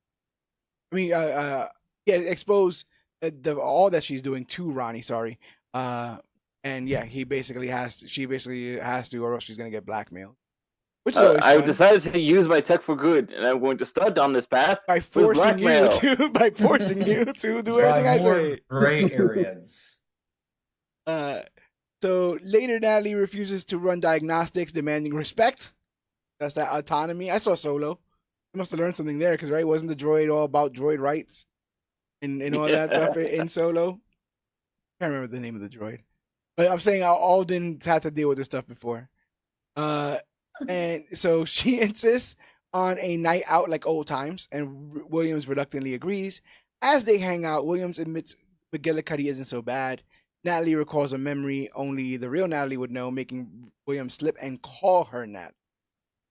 Natalie again warns her about Robbins, but Williams brushes it off. This is when they're sitting by the water. I thought that was a really cool moment there. A little bit of a Freudian slip with her calling her Natalie, but I guess I really think that she wants her to. Didn't this have the suit in the background projecting her? Was that scene? Oh, where was she? Was she projected? This is on the park. She has to be projected from something. That's what I'm saying. But this is when they're out. It's always the suit. Oh, okay. Yeah. I just thought it was cool because she had a necklace in the background. Is it was the necklace. Is this before or after the necklace? I'm assuming this is the necklace part, because again, they went to just go hang, because they're both sitting like Indians, crisscross applesauce in the grass, talking about remember boyfriends and kisses and all that kind of stuff, and then they end up bringing up she's like, remember when your dad caught me kissing that boy, yada yada yada, in the shop or whatever. It's like, and then they're like, oh, that's not about Natalie, because only Natalie would know that sort of thing there. But yeah, she's starting to. I've seen Ex Machina starting to, fall for this AI a little bit here. What's the Turing test here? What's really going on? But because they're not traumatized enough, they visit Gary's auto repair, but Williams has a panic attack, remembering Natalie and Gary's death. Natalie calms her like real Natalie once did, like, putting her through some breathing exercises. Back home, police question Williams about Rampage's murder. He lies about knowing him, then panics, suspecting Robbins killed him. She decides she needs a contingency. She must get a piece of Robbins. Terrible liar. Like, she's going through she's going through like all this questioning and stuff like that. She's just not great at lying. That's how MIT caught her. Yeah, she tried to lie. Yeah. That is true. That is how MIT caught her. But there's something like, this is so small scale in comparison to the big Marvel stuff that I like that, like, the loss of a singular life matters this much. And that it does what it's supposed to do in this instance, which is make her freak the fuck out. I am dealing with a murderer. You know what I'm saying? Not only a murderer, but a murderer that likes to cut loose ties, or deal with loose ends, more so. And whenever I decide that I'm out of here, I'm just gonna be one, and he might end up dealing with me that way. I like that she's smart enough to put all that stuff together, but she has an armor. Like, that bugged me. Like, you have an Iron Man suit. But this thing But this thing is magic. At one point, the bullet did something that her suit couldn't, right? Because the suit couldn't save her life when that gun came up. That's right, yeah. So like, she just saw some, and he's like disappearing and shit. Like, he's doing like fucking weird. I don't even know if he knows everything that thing could do. But to rule them all. What do you guys think of the panic attacks? I fortunately have never suffered a panic attack. Is this a realistic sort of display, or is this kind of a theatrical? What is it called? I feel like it's pretty well done. Yeah. Like, it's pretty real. I don't have them regularly, but I've had them, and like, it feels very much like I literally I got an inhaler from my doctor who's like, hey, when you're having one, hit that, it opens up the bronchial tubes, you can breathe better. And so when I'm like starting to freak out, I just take a couple hits of the albuterol, everybody. You can get it over the counter. So is it like psychosomatic in the sense that, like, you don't, your mind, because of the panic in your mind, you feel like you can't breathe, or you activate your body? I will feel my heart rate going, but then I can look at my watch and it'll be like, oh, you're at like 80. But I feel like I'm going 100, like I'm running. I'm a big boy. I don't run. Yeah. Last time I had a panic attack, it was a lot of like chest tightness that made it difficult to actually like take the breaths. Yeah. So like how much of that is actually real, I can't say, but I know what that felt like. Yeah. And then that goes back to the idea of what is the self, right? Because if the mind is feeling one thing and the body that's another thing, right? Like, but you're really going through it, and then you're going through it in your mind, then sure. Despite Natalie's warnings, Williams moves forward with her plan and asks Stain, McGillicuddy, for help. Though reluctant, he gives her his biomesh skin prototype, which can conceal tools under strict conditions. I need that MIB neuralizer thing. Yeah, Tom ruined it. At Desperitos, Robin's pressed for their heirloom job, but King argues against it, unable to dig up dirt on Mason. Robbins insists on pushing forward, fueled by a news report that triggers his vendetta. Williams visits old McGillicuddy, and through all the talk and the subsequent dumping of the father's ashes onto the ground, we learn in the fullness of time that he is Ezekiel Stain, son of Obadiah. He built this in the cave with a box of scrap. Stain. He fears becoming a villain like his father. Williams assures him that his identity is a choice. Inspired, he gives her the prototype. This is the first time I think people were saying that he was actually even called Ironmonger in the MCU. I think someone mentions he was an Ironmonger, but they didn't call him Ironmonger. Sure. But I think that's my only. What do you guys think of this reveal? I thought it was fun. Absolutely crazy. You can go. Yeah, I didn't see this coming at all. So like when he says his name is Ezekiel Stain, all of a sudden I was just like, me and George covered this book. Yeah, yes, we did. Yeah, we did. Oh, Zeke Stain. A-Rob, you Is got he history a with the character? racist? No. Might be. You have any history with Zeke Stain in any of your books? When you're reading A-Rob? I remember from the Iron Man, the I Rise, the Technovore. Oh, yes.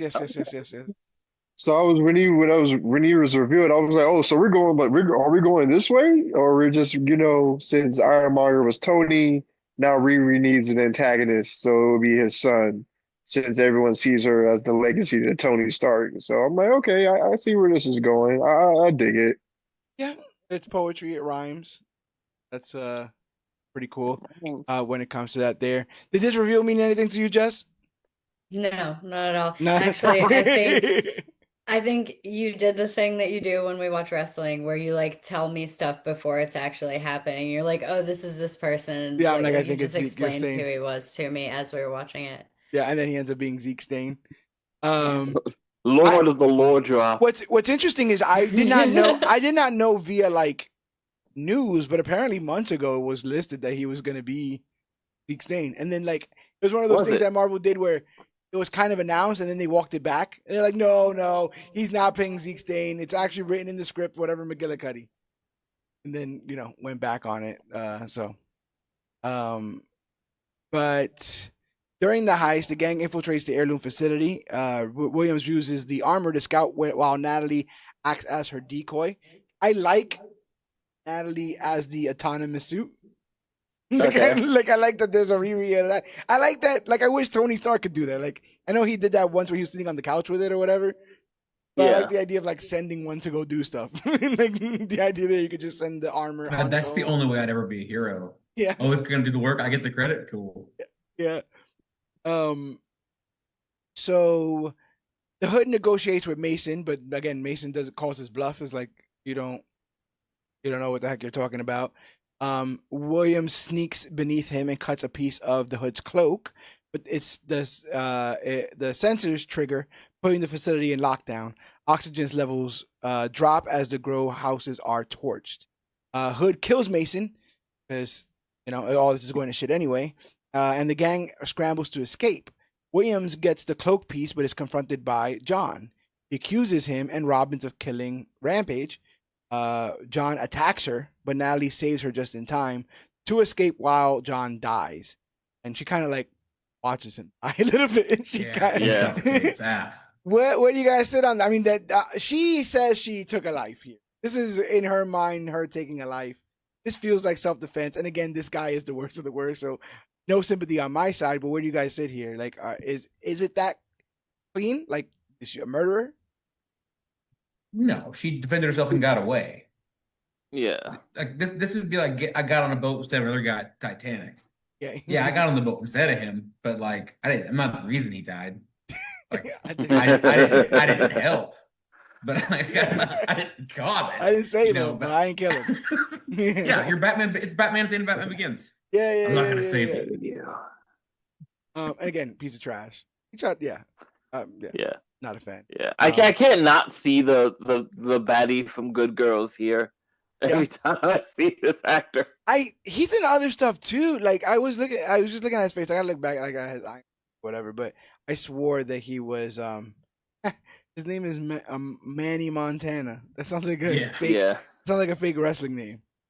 It does. Manny Montana. Fake NXT. Yes. I just like that his name is Cousin John. Cousin John. Yeah. Cast. His cousin John. Yes. Yeah. Like it's funny because he's like the villain lead of another show, which is three women stumbling their way through a criminal enterprise. Yes. So he's just like, he's coded for that. I mean, they could have just put old boy in this. What's his face? Shades. Like it would have been the same sort of, Juice. I miss him so much. Gosh, I forgot the actor's name. I would. Jeez. I just saw him because my girlfriend's been watching Sons of Anarchy too. Yeah. That's a very particular name, but I feel like he could have played. That's like is that same kind of like sleazeball, second, third, fourth in command, middle management slime Theo ball. Rossi. Theo Rossi. Theo Rossi, I had yes. TH in my mind, and my mind said there's no name that starts like that. Not Theodore or anything else like that. I just gave up. The Hood saves the rest of the gang, asking Williams where John is, and she's like, "Oh yeah, he's dead." At home, Williams is rattled and realizes she left the biomesh skin behind, breaking her promise to Stain. Meanwhile, Robbins blames the mysterious force behind his powers for King's death as he hallucinates a dying king. Ironheart's shadow looms over him. This is I loved this scene of him talking to, apparently, I want to blow it here, but him talking to who has gifted him this magic cloak, and in an instance, you understand why he would continue to work for this person, because at the very first insistence of him quitting, he has shown his dying cousin over and over and over and over again, and instantly you realize what kind of deal he's made. He doesn't have a choice. He will not do whatever this thing has told him to do. That seems like the ultimate torture right there. That seemed dark and hellish, and all the feelings I wanted to get off of whoever was giving him this magical stuff. And so that's like our first 3 episodes. And so the next 3 I have very shorter synopsis for, because I've already done the heavy lifting of building all these characters up. So it's all about just them getting to their places. But again, I feel like it's a tale of 2 shows. This second half is all magic. The first half was all the technology. Yeah. And then we kind of get into the magic side of it. So in a flashback, Parker and John break into a mansion to pull off a high-end robbery. When a security guard catches Parker, John makes a split-second decision. He shoots the guard, and the 2 flee in separate directions.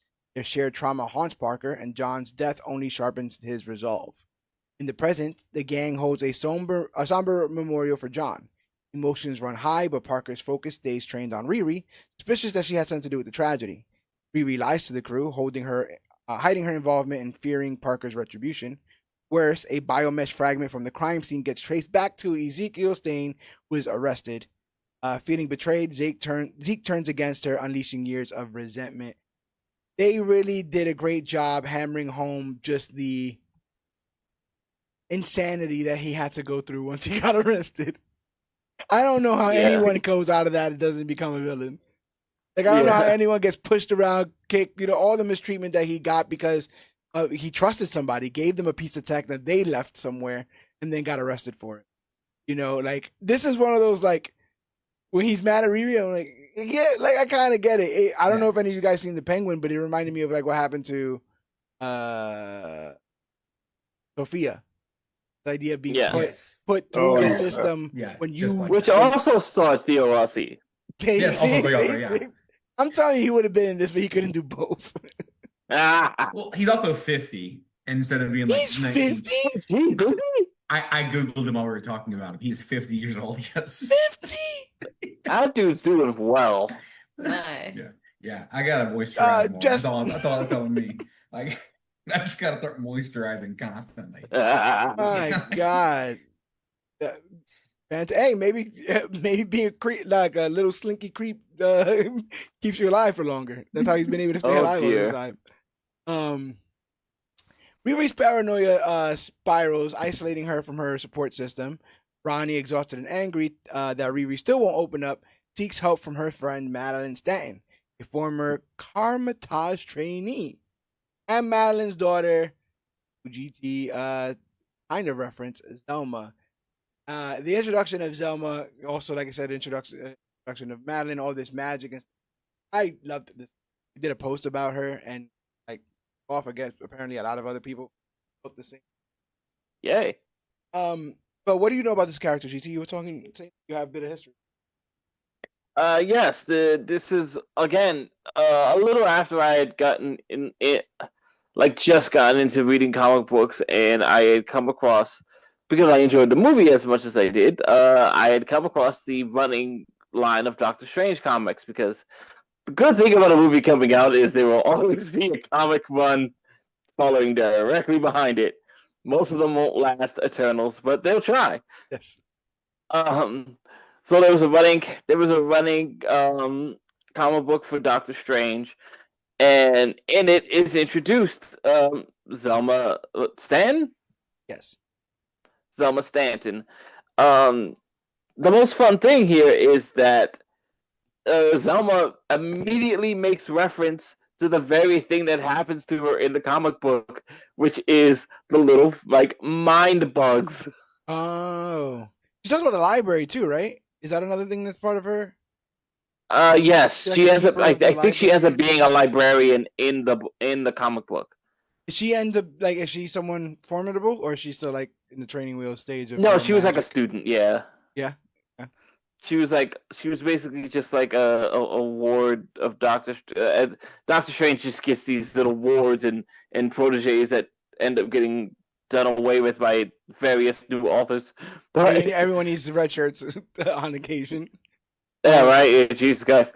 Do you think But yeah, Aaliyah Reagan, Reagan Aaliyah, who plays Zelma, is doing a good job given what you've read? oh yeah, yeah. It like definitely just passes the eye test too.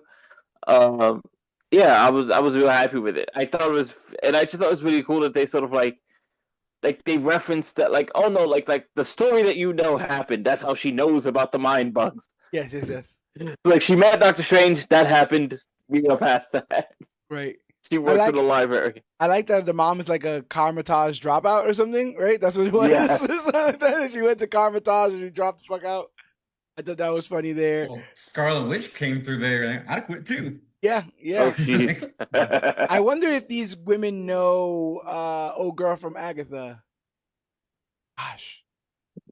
The last one standing, the only one to live at the end of that Agatha Oh, long Jennifer thread. Kill. Yeah. I wonder if Jennifer knows any of these other witches doing some stuff. What? I mean, I'm not to put you on the spot, but what makes you a witch? Do we have to like do all of something? Like, you can be a sorcerer and not be a witch, right? A sorceress and not be a witch. Now you're getting into D&D. See, I'm getting kind of crazy. Like, Yeah. No, I don't want to say I don't want to call anybody out their names or say any Yeah. magical slurs or anything. I hope I'm using all the correct terminology for this. Yeah, and then with some people, there's like a difference between sorcery and witchcraft. So like it's gonna get real weird. Yeah. Because I'm wondering what these women would be considered. But I like I've always liked earthly magic more than just like other, I guess, magic. And I like the casual nature of them talking about it. Even though all this stuff is grandiose with magic in general, right? They're so chill Right. about all this. Like the daughter and the mom. Like, oh, let's go to the mirror dimension. Oh, let's go to Yeah. fucking, like that's so fucking chill. That I like it. I just like how Riri's mom goes to them because they're like her like the or whatever Sage. the ash the sage, like Yeah. she just buys sage from them, and like it's just like this normal, oh whatever, they'll give you a sage reading or whatever, and they're like, oh shit, we're gonna go we're gonna go a different dimension, like it's just like Yeah, like, it's just so not just the happens. crazy lady with the crystals. Like, no, she commands the crystals. Fucking like, Yeah. it's a whole thing there. I really like that. And again, I did not see that coming from where we just came from in the show. I didn't think we were just gonna get introduced to a full blown magic user, a disciple of Doctor Strange, people from Karmatage. Like, I wouldn't assess that in a million years. But it makes sense given that she's gonna end up trying to take down somebody with magic.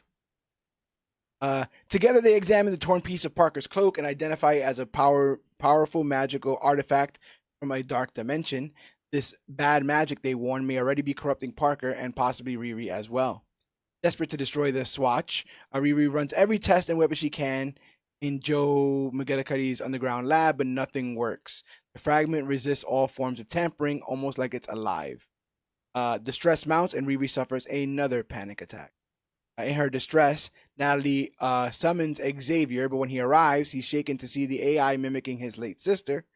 Furious, he demands Riri delete her. Riri nearly goes through with it until Natalie defiantly hijacks the Ironheart suit and vanishes, devastated and heartbroken.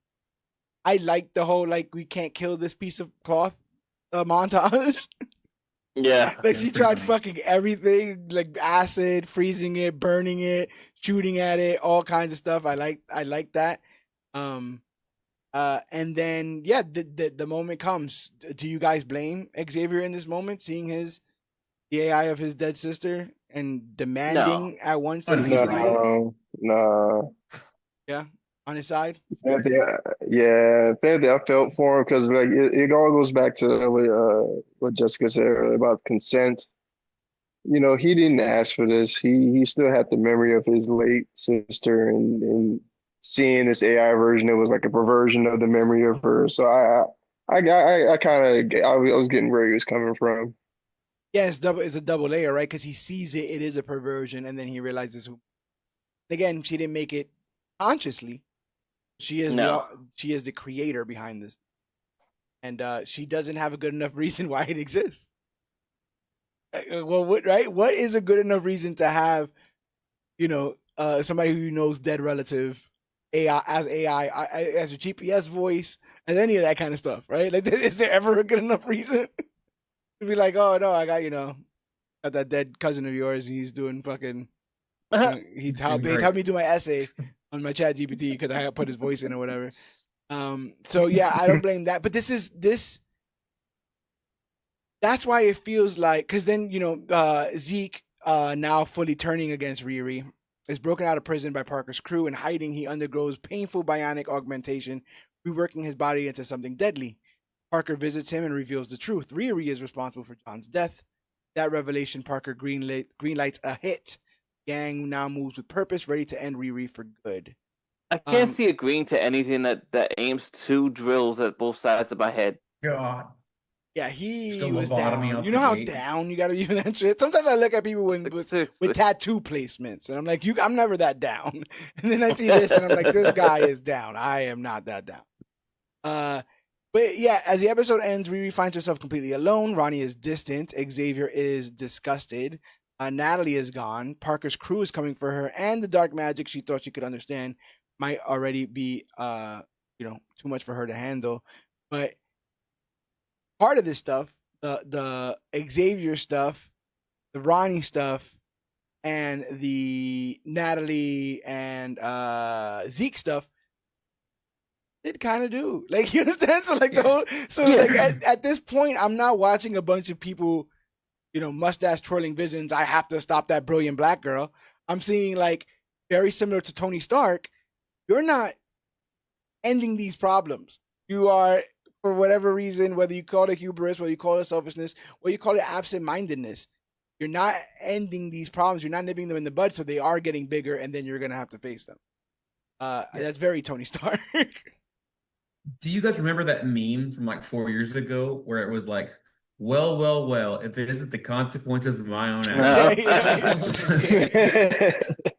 Yeah. Like, there's a world where Joe was fine, bro. Like, Joe was fucking chilling. He was in his crib. He had his live, laugh, love. You laughed him out of his house, and now he's a criminal. Now he's a super criminal. Yeah. Chopping up flowers and whatnot. Riri starts the next episode battered and fearful. Her suit and Natalie are captured by Slug just as Natalie sits perched on a rooftop watching old clips of Riri and Natalie. Desperate Riri meets Zelma at White Castle. Have a meetup. Zelma links the source of Robin's cloak to Dormammu, speculating that Parker's ambition is summoning dark forces. Theory driven by occult lore and demonic signatures that manifest in Parker's scars. Before they can dig deeper, the Blood siblings and Clown ambush Riri. Alone and without a suit, she improvises using food trays, cupboards, and a force-field watch, even fire extinguishers, to trap Jerry and Roz and hold her own. She confronts Clown with cold clarity. John killed Rampage. To reveal Rattle's Clown, and they escape the diner damaged but alive. I always felt like these guys were always they were always on a string. Like, this was always just convenience between all these people. And even early on, like I said, the stuff with John, like, Clown's like, what the fuck? Like, who the fuck is this guy slamming me on the table? Like, I met these people like a week ago. Yeah. So it doesn't surprise me that, given the fullness of revealing that they killed Rampage, that the team would kind of fall apart. Did that make sense to you guys? Did you think that, oh, well, this fell apart pretty quickly? Yeah, I never really thought of them like I never saw them as all in on Hood. Not like that anyway, not in any loyalty way. Yeah. Yeah. How would you be if he won't tell you the truth? Like, how do you can't go Right. down a guy who's not giving you the full scope of what's actually going on.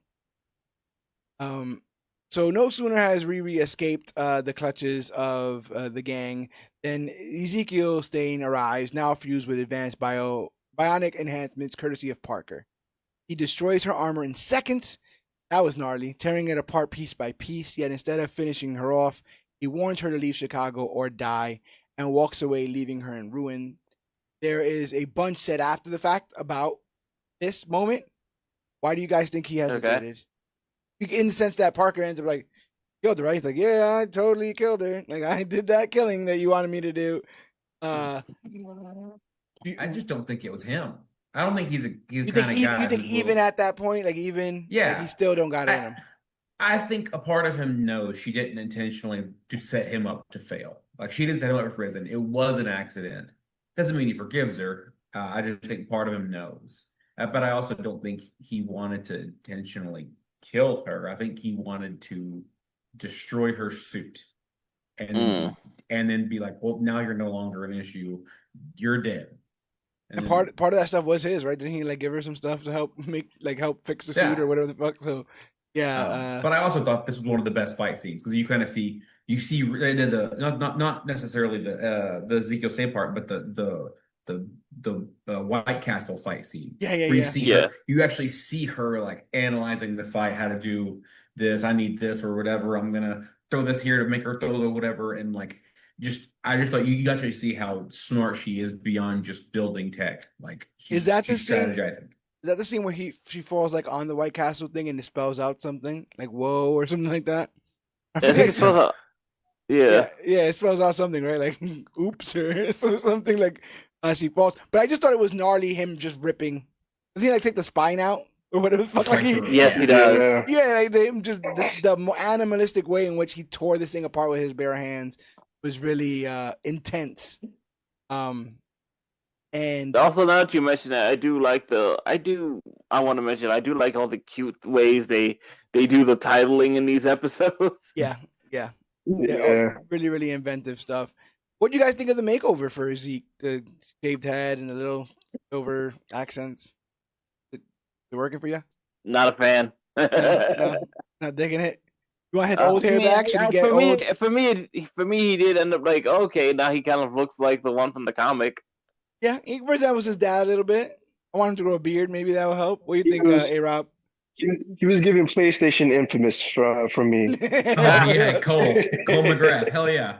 Nice. That's funny as hell. Nice. And in this world, I wouldn't be surprised if he played that game and it's like, I'm totally going for that look. Yeah. But like I said, rips the spine out of the suit, takes away basically everything that she has. So broken, Riri makes her way home to Ronnie. In a rare, vulnerable moment, she finally admits why she built the suit, to protect her mother after Gary and Natalie's death. Ronnie refuses to let her escape again, insisting they stay and they fight. They go to Gary's old garage where Natalie projects a childhood memory, Riri and Gary dancing, reminding her of what she's been fighting for. Ronnie reveals she repurchased the Plymouth Barracuda and offers it as the parts platform for the rebuilt suit. Meanwhile, Parker's crew lies about Riri's death. Suspicion over Zeke grows because again he's like, yeah, I totally handled that. And Parker ruthlessly fires the crew, accusing them of disloyalty. Parker then taps into Zeke's bionic body, forcing him to help break into his estranged father, Arthur Robinson's mansion. At gunpoint, Parker demands corporate control, asserting the company he's been preying on are all tied to his father, and forces Arthur to sign them over. So this is all daddy issues. At the end of the day, be better to your children, and we wouldn't be dealing with criminals like this. But what do you guys think of? I thought it was a pretty sick development that he hacked Zeke's body. Yeah, like that was wild. This incredibly powerful, presumably at one point could be a loose cannon or loose thread.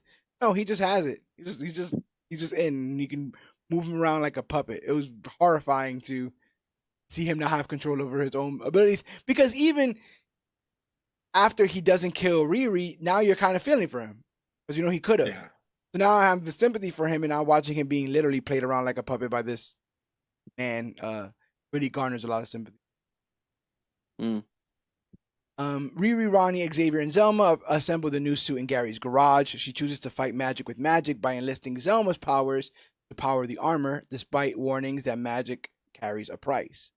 As they finalize the interrogation, the suit surges. Riri watches in horror as magic overloads the system and seemingly erases Natalie as its price.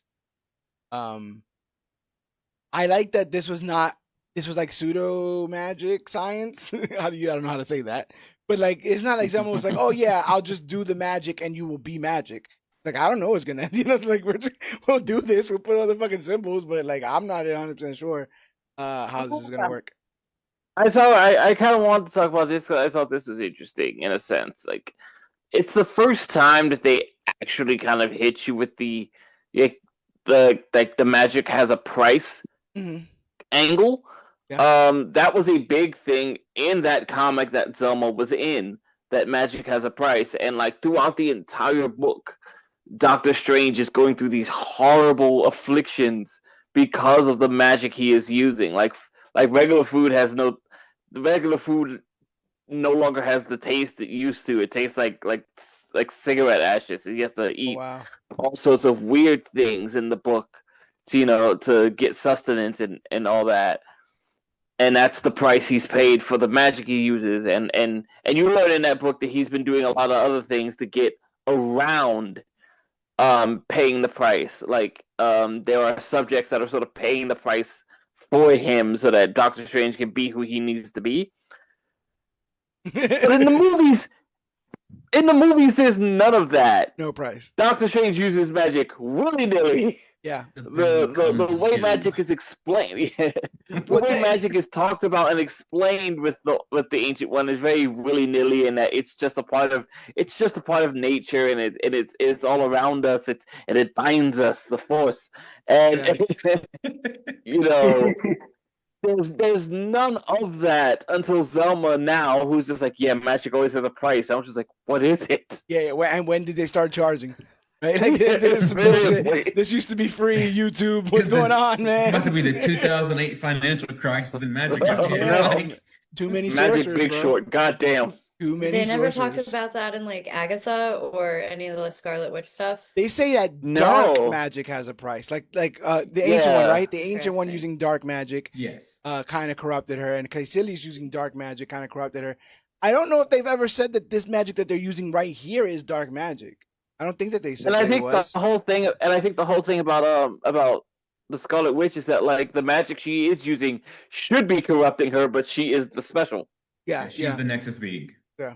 I thought since they're doing Earth magic, there's not really a bit. Like essentially, they're utilizing the magic around them as opposed to creating new magic. If that makes sense. So since you said that earlier, you said earlier about like sorcery versus witchcraft kind of thing, and I was wondering if that's maybe a component of that. I don't know. They really conflate those different types of magic in Marvel, I feel like. Yeah, they're never sure. And they also in MCU, everything is color coded. So I saw red magic, so I'm like, that's chaos magic. Right. That's Wanda's magic, 100%.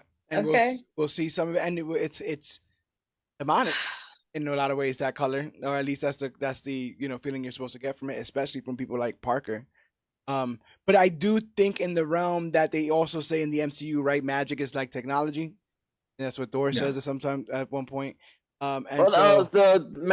Thor uses the line that like where he comes from, magic and technology are like one and the same. Yeah. So I think in that realm, I could totally see magic having a cost as a form of a universal equation that always evens itself back out. So I like the idea that there's a cost because it makes me feel like you're taking something from the universe, so something must, in its place, kind of thing, to balance everything out.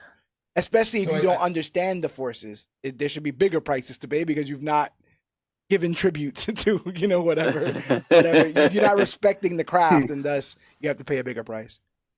But we're at the final episode, the final showdown, and it opens with a flashback. Parker and John, we're going back to that robbery, and we find out that it's basically Parker's father that they were trying to rob. He's been constantly doing this. trying to get out of his dad's shadow. His dad's almost The theme of cartoonishly. the whole show is daddy issues, Yeah, basically. his Oh dad yeah. is that his dad is like almost cartoonishly mean. Like he has to Yeah, be. he's awful. Yeah, he Like, is like I- worse than most people. Like usually, I thought that usually the twist is that it's not as bad as you thought, and you're making it out. You're a brat, and you're making it out to be bigger than it was. I told you you're not getting the trust, but it's because you blew it all on blow. So that's why we kicked you out of the house, kind of stuff. But no, this Right. yeah, is it's just a only- mean ass dad, and yeah. I just thought, my life was better, your life's better, and it's like, what the thing is like, it's like 10 or Yeah. however. I don't remember what he was. Yeah, Like yeah, wild. yeah. He was like, I didn't want you. So yeah. Yeah. But cornered by security in the flashback, John shoots and flees, leaving Parker alone, as we said in the last episode. But this time, we see what happens next. He's about to be captured, and a cloaked stranger appears, offering a magic tunnel that dumps him into the future Desperito hideout. The stranger presents Parker with a red cloak and offers untold magic in exchange for something you won't even miss. Parker accepts, and we find out in the fullness of this episode that the stranger is Mephisto, played by Sacha Baron Cohen. Now, this was Mephisto's been somebody teased for quite some time. Rob, I know you're always on the deep dives. I know you're always on the deep dives, and with the hints to this character. But now that we finally got him, he may not be in his bright red demonic form. But what do you think of Sacha Baron Cohen as Mephisto here? I loved it because we've been getting teased, or we've been thinking we've been getting Fisto since WandaVision and Loki. Jesus. But now to finally get him, and in Agatha all along, it's like, damn, why are we getting him now? Where was he at before? We get him in Ironheart? That's strange. But I'm it makes sense. I'm always though. like, damn, I feel like we're about to close the door on this universe. So the constant reintroductions to stuff, I'm like, what are we doing here? I thought we were moving. yeah. Why are we buying more furniture? I thought we were moving. This doesn't make any sense. With Sacha, though, I think that no fault of his own, he's good at exuding sleaze. I think Yes. I don't think the man himself is sleazy. Maybe he is. Who knows? Or maybe we'll find out in the fullness of time he is. I hope that he's not. But he does that like nose smile thing that he's up to no good, like the very weaselly,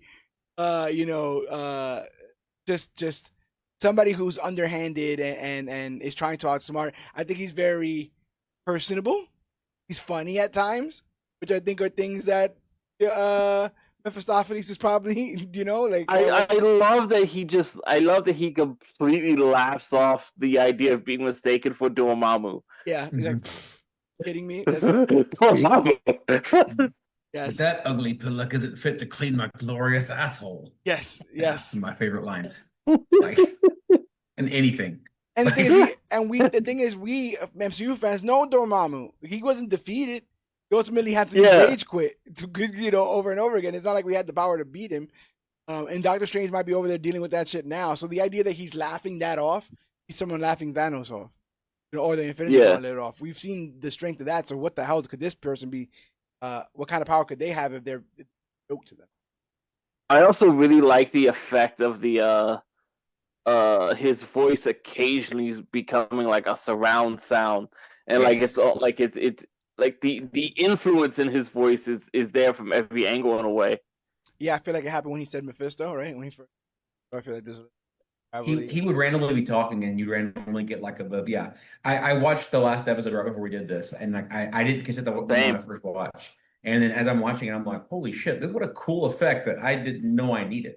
Yeah. Yeah. It really puts a gravitas to when he talks. Mm-hmm. Also, and maybe I wasn't supposed to, but I kind of had a giggle at like the first Mephisto scene where he straight up asks Hood like what is it you most desire? When you have watched 8 seasons of Lucifer, where that character asks that question multiple times in multiple episodes, it is all I can think of. Yeah, you're also like, don't take the bait. Like you've also seen a million people take the bait, so you're like, please, Yeah. this is obviously a deal with the devil. Do not take. He's a strange quite man. literally. He has magic. He's offering you a cloak. Like none of this stuff. This should all be fucking alarm bells. But he is such a great sleazy salesman that he's able to do this. Like, oh, what, the cloak? Yeah, have it. Take it. Yeah. I don't need it. I want to be the king. Yeah, go ahead. Oh, try it on. Oh, look, it looks so great on you. I'm like, this, No, in the best way. When he goes, how does it look? He goes, it looks like shit right now, but pretty soon it's gonna look great. Yeah, that's what I'm saying. Fuck Like, yeah. the used car salesman, but he's dealing in I think souls. I'd and wear shit. that cloak. Yeah. Let me get one. Let me get 3. Yeah, like God, you sold it. That's interesting. Were you impressed at all by Mephisto, GT? Or at least Sacha Baron Cohen as Mephisto? Yeah, like it took a few seconds to get over the idea of Sacha Baron Cohen basically being a meme at this point of being Mephisto, but like, he plays it well. He plays it very well. Like for a moment, I was able to forget that he's that dumbass Borat thing. Yeah, and I can deal with like, Borat. It's Bruno. That's my line. That's my line there.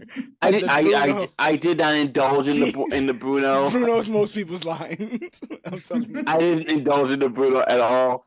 I saw a few minutes of Borat. I was like, once the chicken got into the train, I was like, how is he not a dead man? Yes, I can see that. Yeah, but like he showed that Rudy Giuliani's a pervert. Yeah, that is. I true. guess so. Yeah, I can't believe that. I got to that moment. Yeah. But I did really. But I did really pants. like him in Talladega Nights. That's what I kind of saw here. Yeah. He's great. You know, what is I he? saw that. Yeah, I was seeing a lot of that, like swarmy but charismatic energy. Yeah.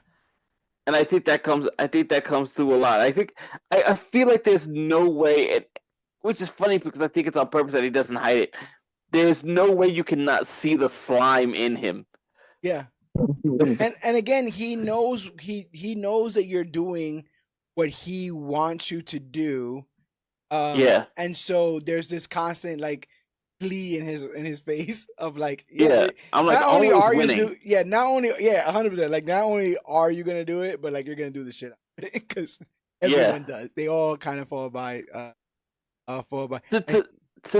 To some angle, I think he even gets more glee out of just like, oh, they're resisting. This is my favorite part. Yeah, this is literally his pastime. So yeah, that makes a lot of sense. Okay. What does he say? He's like all of the Fortune 100, some kings, queens. Yeah. And the Beetle Ringo. And one Beetle Ringo. Yeah.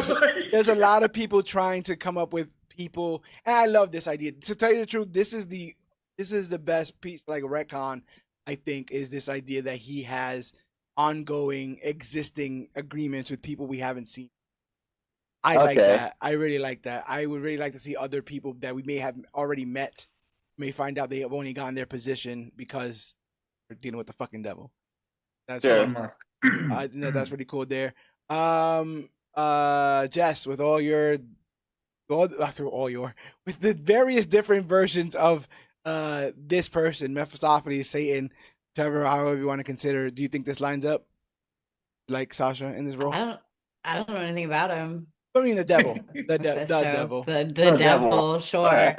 But I mean, it's either this or Pick a Destiny.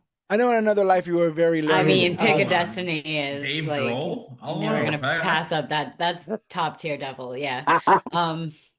No one's gonna touch that. But yeah, no, he was really good. I liked him. I didn't have any expectations. It's cool. I was kind of waiting for him to say, "I'm a revolutionary. I'm a visionary," but I was like, okay, I'm glad he didn't go there. So in the present, Riri resolves to confront Parker because she's like, the only way I can beat him is if I take the cloak. So she's unable to restore Natalie, but despite that, Ronnie, Xavier, and Zelma urge restraint. But Riri storms into Hood's lair alone, armored and determined. She first faces Zeke Stain, still under Parker's control. In a brief but intense fight, she strikes him in a vulnerable spot, disabling the mind control implant. She hits him in the dick, is what she does, and it frees him. That is the button that God, it wasn't worth it. jailbreaks that jailbreaks the fucker. Yeah. Her I'll try to go easy, to save the family line. And he does it and he's like really good at that. Like Yeah. Yeah, like I said, he's still, there's still a lot of McGillicuddy in Zeke State.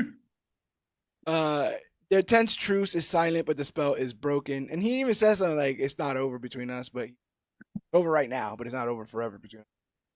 Inside the hideout, Parker confronts Riri. He's fully possessed by the cloak. He's like, it's getting real bad. It's all over his face. His teeth are turning more demonic. His eyes, all that.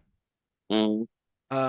Riri retaliates with holographic trickery and manages to yank the cloak off of him. As Parker collapses, stripped of power and desperate, she walks away. He's lost everything. There's a moment here where she does have the hologram on. It's this beautiful shot of her on her knees and him with the guns pointed at them, and they kind of pull back. All of this has come down to just two people standing in front of each other. But you realize that one of them is then a hologram, and rope-a-dope happens, and able to get the cloak off of him. But then he's just like a raving, screaming man at that point. Without the cloak, he's just a dude, and she just walks away. And there's something to that too. There wasn't like, we're calling the cops or whatever. She's like, no, I'm just out. I'm taking this shit and I'm leaving. Like, I'm not even going to involve the authorities here. Really, really great about us not having a different version of an iron suit to her to fight. Like, it was, and I thought what a cool trope they went against. It was literally tech against magic in a really, really cool way. I just thought I really appreciated that. Like, we're not getting a cookie cut, It's not Ultraman versus Superman. It's completely different people going head to head. I thought it was interesting that, like, to some degree, I guess you could say, like, the magic, I guess, was very intuitive or something for her, because, like, she seemed to instantly know how to use it. I was like, Doctor Strange went to class. Yeah. But I also wonder how much of that is like this defiant free will, like just, like the embodiment of her almost like arrogance and hubris, almost like it's just doing what she wants because her willpower is so strong. I don't know how all that works in the fullness of it, but that's kind of how it feels. And when with what you were talking about before, Asa, I very much felt like you start the show and so you're like, okay, so this is gonna end with her and Parker, obviously. But then you get that sneak of Zeke, and now I'm like, oh, so maybe he's actually the big bad, and then it goes back around to Parker. So I like that it kind of played around in that, because if it would have ended up being Zeke, we would have got back to what you were kind of saying. It would have been more of a cliche, two people, legacies, and two robots kind of mashing it up and fighting. But again, I love that she just did the hood thing that you do, which is when you beat somebody up, you steal their shit and walk away. Again, no cops are called. Nothing there. Which? Oh, Jess, I thought you were gonna say something. Oh, probably. I don't know. There's just, I don't think like Parker's not really the big bad either. Like it's like life. I think that Zeke capitalism. We're back. Like I'm trying not to go down that rabbit hole right now. We were late leaving earlier because I just sat here going on about things for a while, and I'm not doing that right now. I think that Zeke and Parker and Riri all have so many parallels. They all have issues with their father, or in her case, it's like, do they even mention her biological father? But it's just her stepdad dying. Yeah. He died in a car accident when she was like 6 or 7 or something like that. Okay, so she just has super shit luck with dads. Yeah. Parker has a completely trash dad. Zeke has, we all know, tons of daddy issues. So they're all three just dealing with these similar issues in completely different ways, but they're all victims of their circumstances. And I think that really it's like all three of them are just kind of going through the same things. And yeah, it's like capitalism is the real evil. Like there's like the literal devil is the actual evil here, which to me, still capitalism, money. Yeah, it's capitalism, Hey, root of all evil, right? Root of all evil. Go ahead. If you think that's bad, in the comic book, she finds out that her thought dead father is actually in Wakanda. Oh my god. Oh, God. God. Wow. I guess Daddy they issues. They changed Yes, that here that's because the she already theme. went to Wakanda. Yeah, she didn't see That was him. the bookends. Yeah. Oh yeah, no, or Riri. But I like in this that, like I said, like this is not a typical ending to a superhero fight. There's no, usually you got the cops, right, and then the news reporters and whatever. Thank you for saving the day. She went and took this home, but she didn't even go home. She goes downstairs and she sees somebody sitting at the pizza plate, and it's Mephisto, and he reveals himself in a smoked glass booth eating pizza. Riri confronts who she believes is Dormammu, accusing him of orchestrating violence, and he admits his name is Mephisto, not Dormammu, and kind of offers her the same deal that he offered Parker, her deepest desire, in exchange for something that he won't miss. And they kind of just fade from this scene, and we see that she's holding firm until her mind drifts to Natalie. She asks if resurrection is possible, and Mephisto smiles, offering her a handshake. As they do, dark veins bloom across her arm. The epilogue shows Riri in Gary's garage. I like her new hair. Maybe it's her evil hair. I don't know. And Natalie stands before her as a living, breathing friend. Tears fall from her face, but we also see the darkness crawling up her arm. Price has been paid. In the mid-credit scene, Parker goes to Zelma to seek out more like magic power, and that could be like a backdoor to. Oh, that was a mid-credit scene? Okay. Yeah, that could be the backdoor to Strange Academy, as it were. But Oh God, are they actually doing that? I don't know, but I kind of love this moment here. Again, like I think it's cliche that the hero wouldn't take this offer at least once, at least try it a little bit to see how it goes. Maybe that's a failing of me. Maybe these guys should be completely idealistic and never fall into temptation, but that's what the devil does. No one does it better than him, and he was able to tempt her with the thing that she wanted the most. That makes him an effective character as the devil, and it makes her an interesting character for taking that knee. It reminds me a little bit, GT of I want to say this Flash season 2. Spoiler alerts for the Flash, but his mom is already dead, and then his dad dies, and he goes, "Fuck it, I'm going back in time and fucking up everything. Like I don't care anymore. I've lost everything to me, so what do I care about the rules of everything else?" And that's what this kind of felt like in this moment. Riri had so racked with losing people that she's willing to make a deal with the literal devil. And in my mind, there's no excuse. There's no like she didn't know or she didn't know how big. She literally just pulled this cloak off of this man that was whispering secrets in Latin or whatever the fuck. And in the scene where you see Natalie, you see the suit in the background, and the suit is wearing the. Oh, I didn't notice that. Oh, I didn't see that. Go check. It's fucked. It's fucked. Somebody's like, that's kind of badass though, for being honest. Yeah, somebody was like, did they just do a different Doctor Doom? I was gonna say that sounds like the Iron Doom suit. Dude, like if there's someone just a different Doctor Doom, a magic genius, wielder of both, who has to deal with the devil, and a disgraced student. If they make a black girl Doctor Doom, could you imagine you wouldn't hear the end of it. I would just turn the internet off. Yeah. This I really like the Iron Doom book, but this is weird. This ending here, I think, in my opinion, saved a lot of whatever I would consider like pacing problems for the show, only because I instantly wanted more. I instantly wanted. Wait, what? What? You can't leave me at. Oh, and then she made a deal with the devil. The end. I was like, what do you mean? What does this mean? She's alive? Natalie's alive? The brother was mad about the fucking AI. Pissed. What the fuck is this zombie fucking sister shit is gonna, oh my god. Absolutely crazy. What do you guys think about the ending here, and what do you think about where do you think this deal with the devil goes?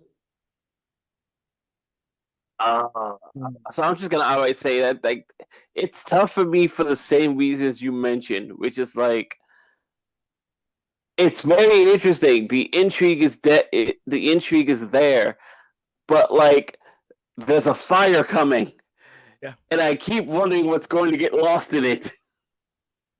Very. I could dig that. So to piggyback off my theory from earlier, Yeah. how she said, "Oh, I don't know how I don't know how I made Natalie. I just kind of made her." During the Mephisto talk with her, he said, "I've been watching you for a while."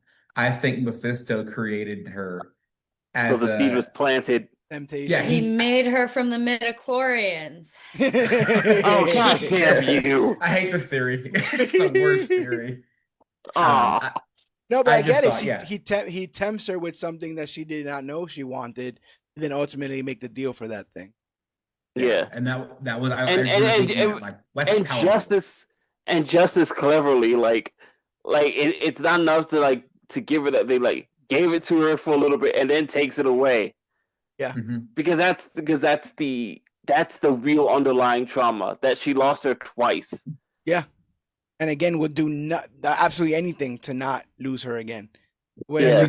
At the end when you see her doing all the different like rituals and all the different like runes and whatnot all around the thing, and she just appears. Yeah. I just kind of thought, what a cool way to do it. Like 100%, but also like, this is like, yes, this is all fuck, bro. Like, yeah. At what point do you put the eye of meat in the jar and go, I'm doing a good, like, this is a good idea. That also like speaks to the arrogance that Jessica was talking about, because like in the beginning it's made worse for the fact of the way this show drops, because they drop like it's like what is it, like there was like a week between episodes. Yeah, 3 episodes, and next week was the last 3 episodes. So like a week ago she didn't believe in magic, and now she's willing to just scribble rules on the floor. Like I said, if we got this week to week, this would be the development of close to 2 months. Yeah. But it ends up being a tale of two shows and 2 Riris at a point, where it's like. So like within a few days of not believing in magic, she's ready to scribble whatever runes she can come across to get her friend back. It's just like you didn't believe this was a thing a few days ago, and now you're just like, oh yeah, this is gonna work out. Yeah, I wonder if she just sees it as a form of foreign technology that she could master because she's smart enough.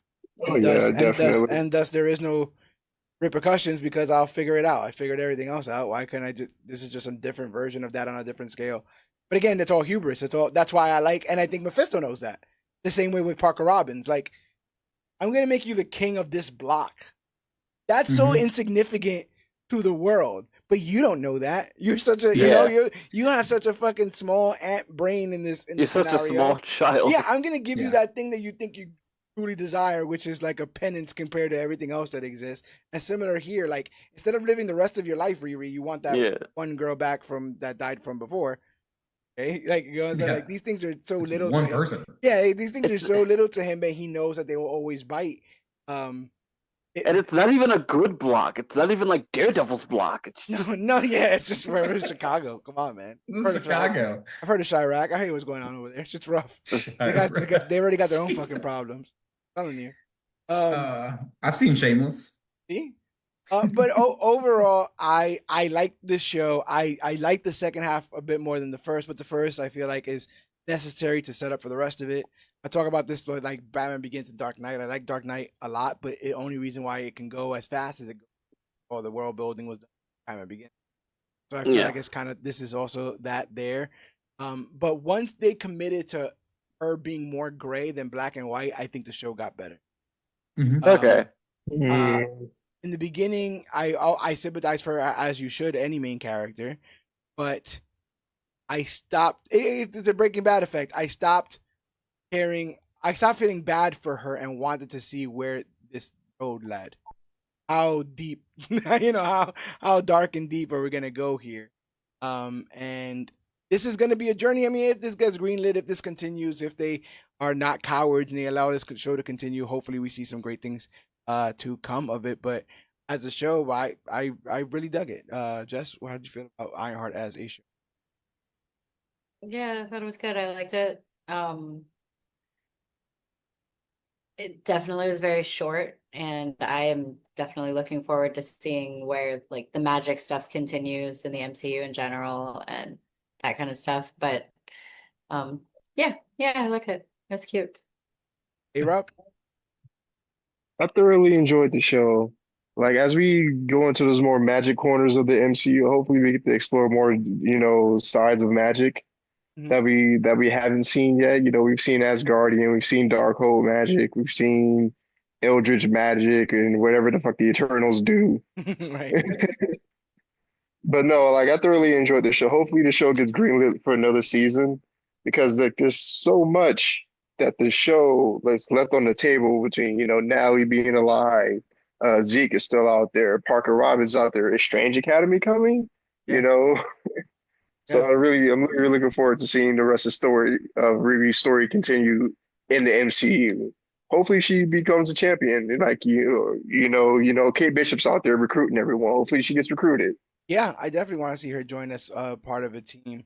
I think that the only reason why there isn't more hype about the future of this is, as GT said, we're coming to a close to this chapter of the MCU as a whole. But I also didn't think they did the best job just delivering this to the audience in the best way that they could, which has kind of left a lot of this conversation about where things go next on the ground. Asa, what do you think of this show as a whole? I know you had your misgivings about Yeah. it, but how did you feel in the I, fullness of it? I, I I think it ended well. It did.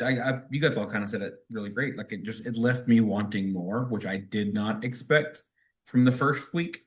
Because I only really got interested like that middle of the third episode and on is where I was like, okay, I'm invested.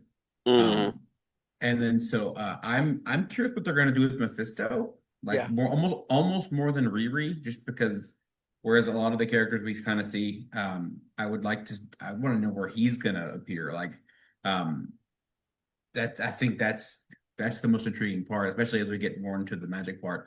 I think the biggest failure of this show was that it was Ooh. filmed in 2022 and just sat on it for Yeah. 3 years.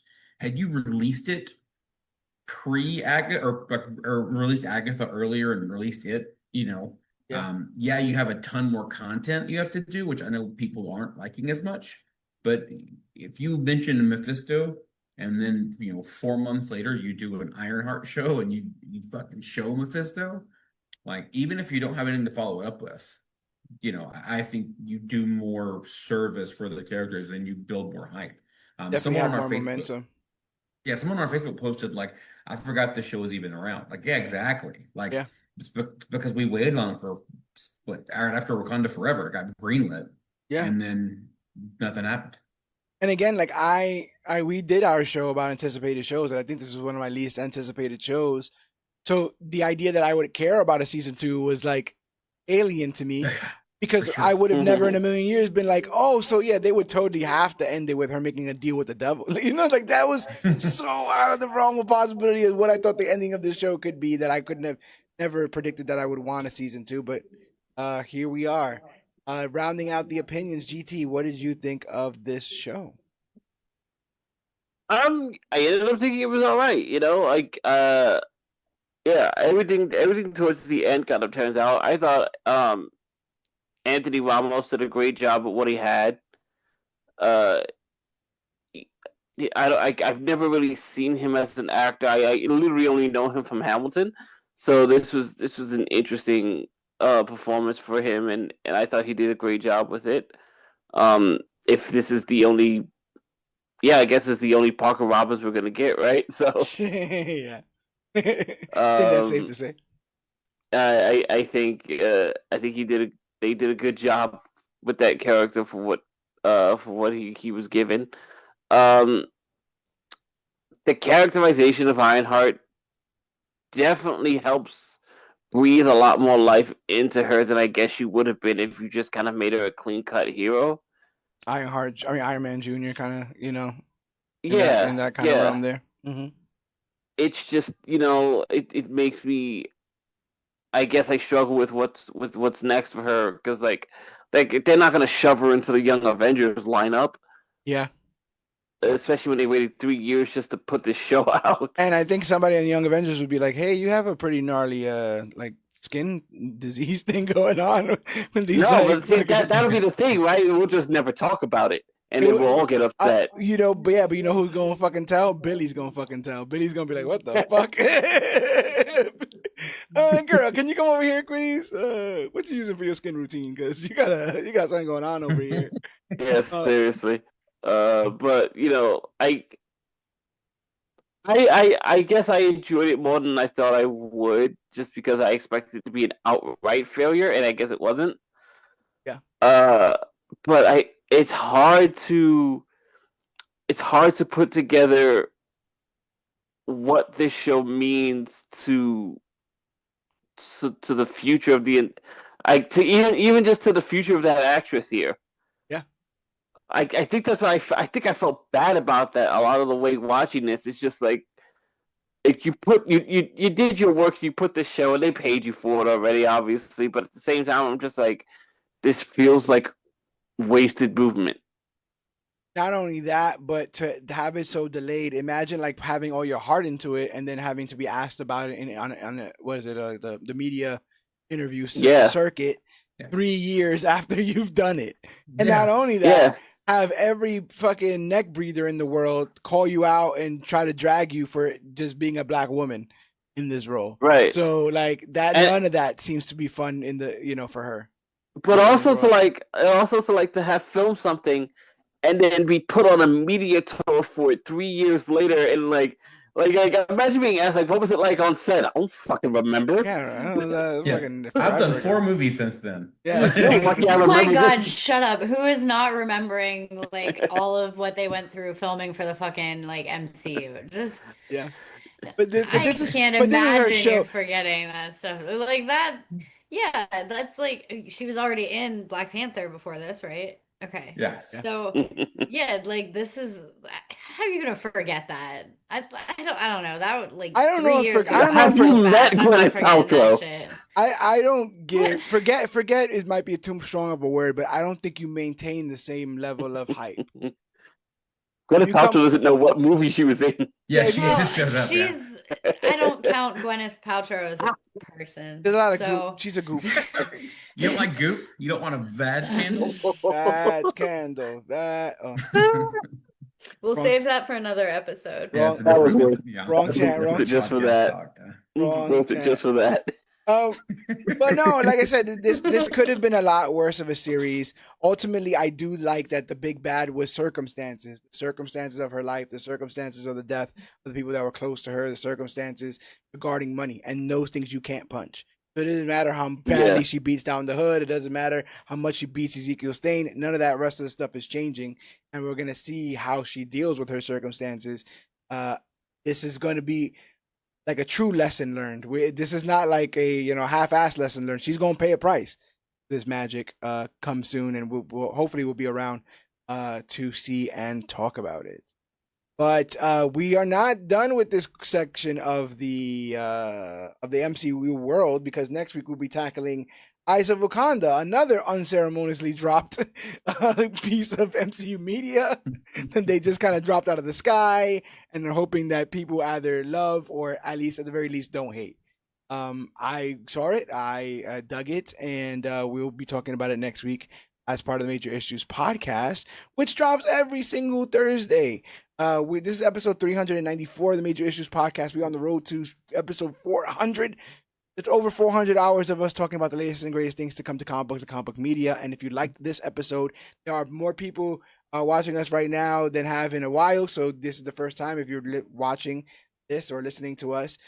We drop these episodes on audio version. We drop the audio version of these episodes every single Thursday. That's when the Major Issues podcast comes out. But every week when we get ready to release that episode, we try to see what everyone's schedules is like, and then we record this live.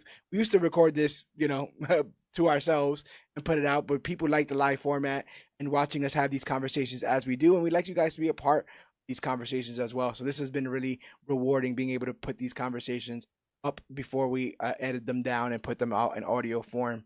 So every version of the Major Issues podcast exists in both audio form and in video form. And you can find at least the audio versions all at comicbookclique.com, which is the one-stop shop for everything Comic Book Clique. It's where our merch lives. It's how you get to our Patreon, patreon.com/CBC Clubhouse. It's where we write our articles, and we're constantly trying to come up with content free of charge for you guys to sink your teeth into. We're on YouTube. Just look up Comic Book Clique. That's where the video versions of these podcast episodes live, as well as things as New Comics with the Cog and his major hauls, major previews, where we look through the solicitations and pick which comics we think are going to be great. And like I said, video versions of the Major Issues podcast. We're also all over Facebook, social media in general, facebook.com/comicbookclique, Instagram at comicbookclique, or use that hashtag comicbookclique to talk about the newest, hottest, latest, and greatest things to come to comic books and comic book media. We're at Major Issue CBC on Twitter and also at Major Issue CBC on Twitch. Rising tide raises all ships, and we have just broken 50,000 followers on Facebook. A tremendous milestone for this page, this channel. Like I was saying,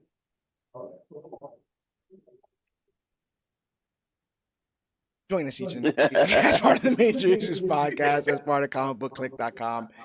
And go ahead and check out what the guys over there are doing at Dirt Sheet Radio, the industry leaders in all things professional wrestling and pop culture. The guys are cutting the game with post shows for things like AEW, WWE, Impact, and more. Sometimes they get international, AAA, NJPW. GT does a tremendous work over there, and so does Yogi. So I wanted to go ahead and shout those guys out. GT, is there anything else you want to plug?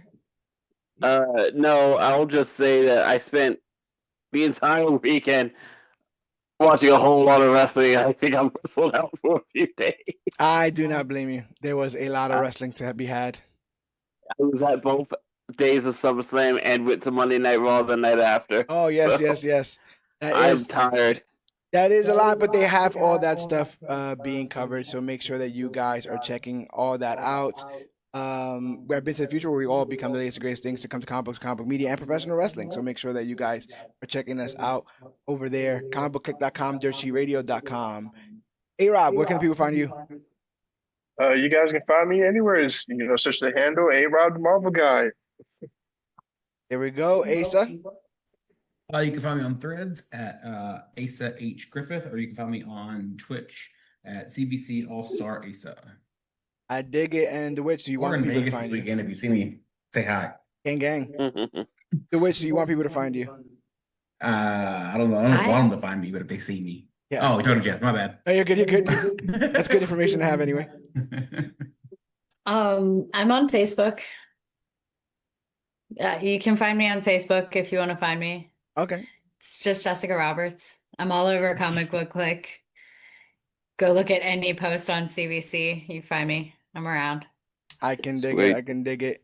But yeah, I believe that's all that's left to say. Thank you for joining us. If you're watching us live, and if you're listening to this in audio form, follow us on Facebook so you can figure out how to follow us live on next time. So there's nothing else left for me to say, but my name is George Serrano, aka The Don.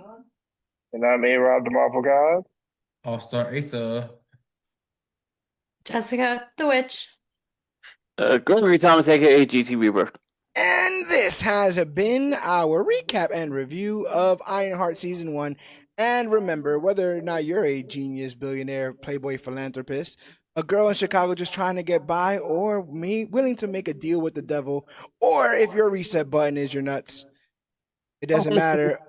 Always remember that we are the Clique, and always remember that you, yes, you are worthy. Thanks, guys.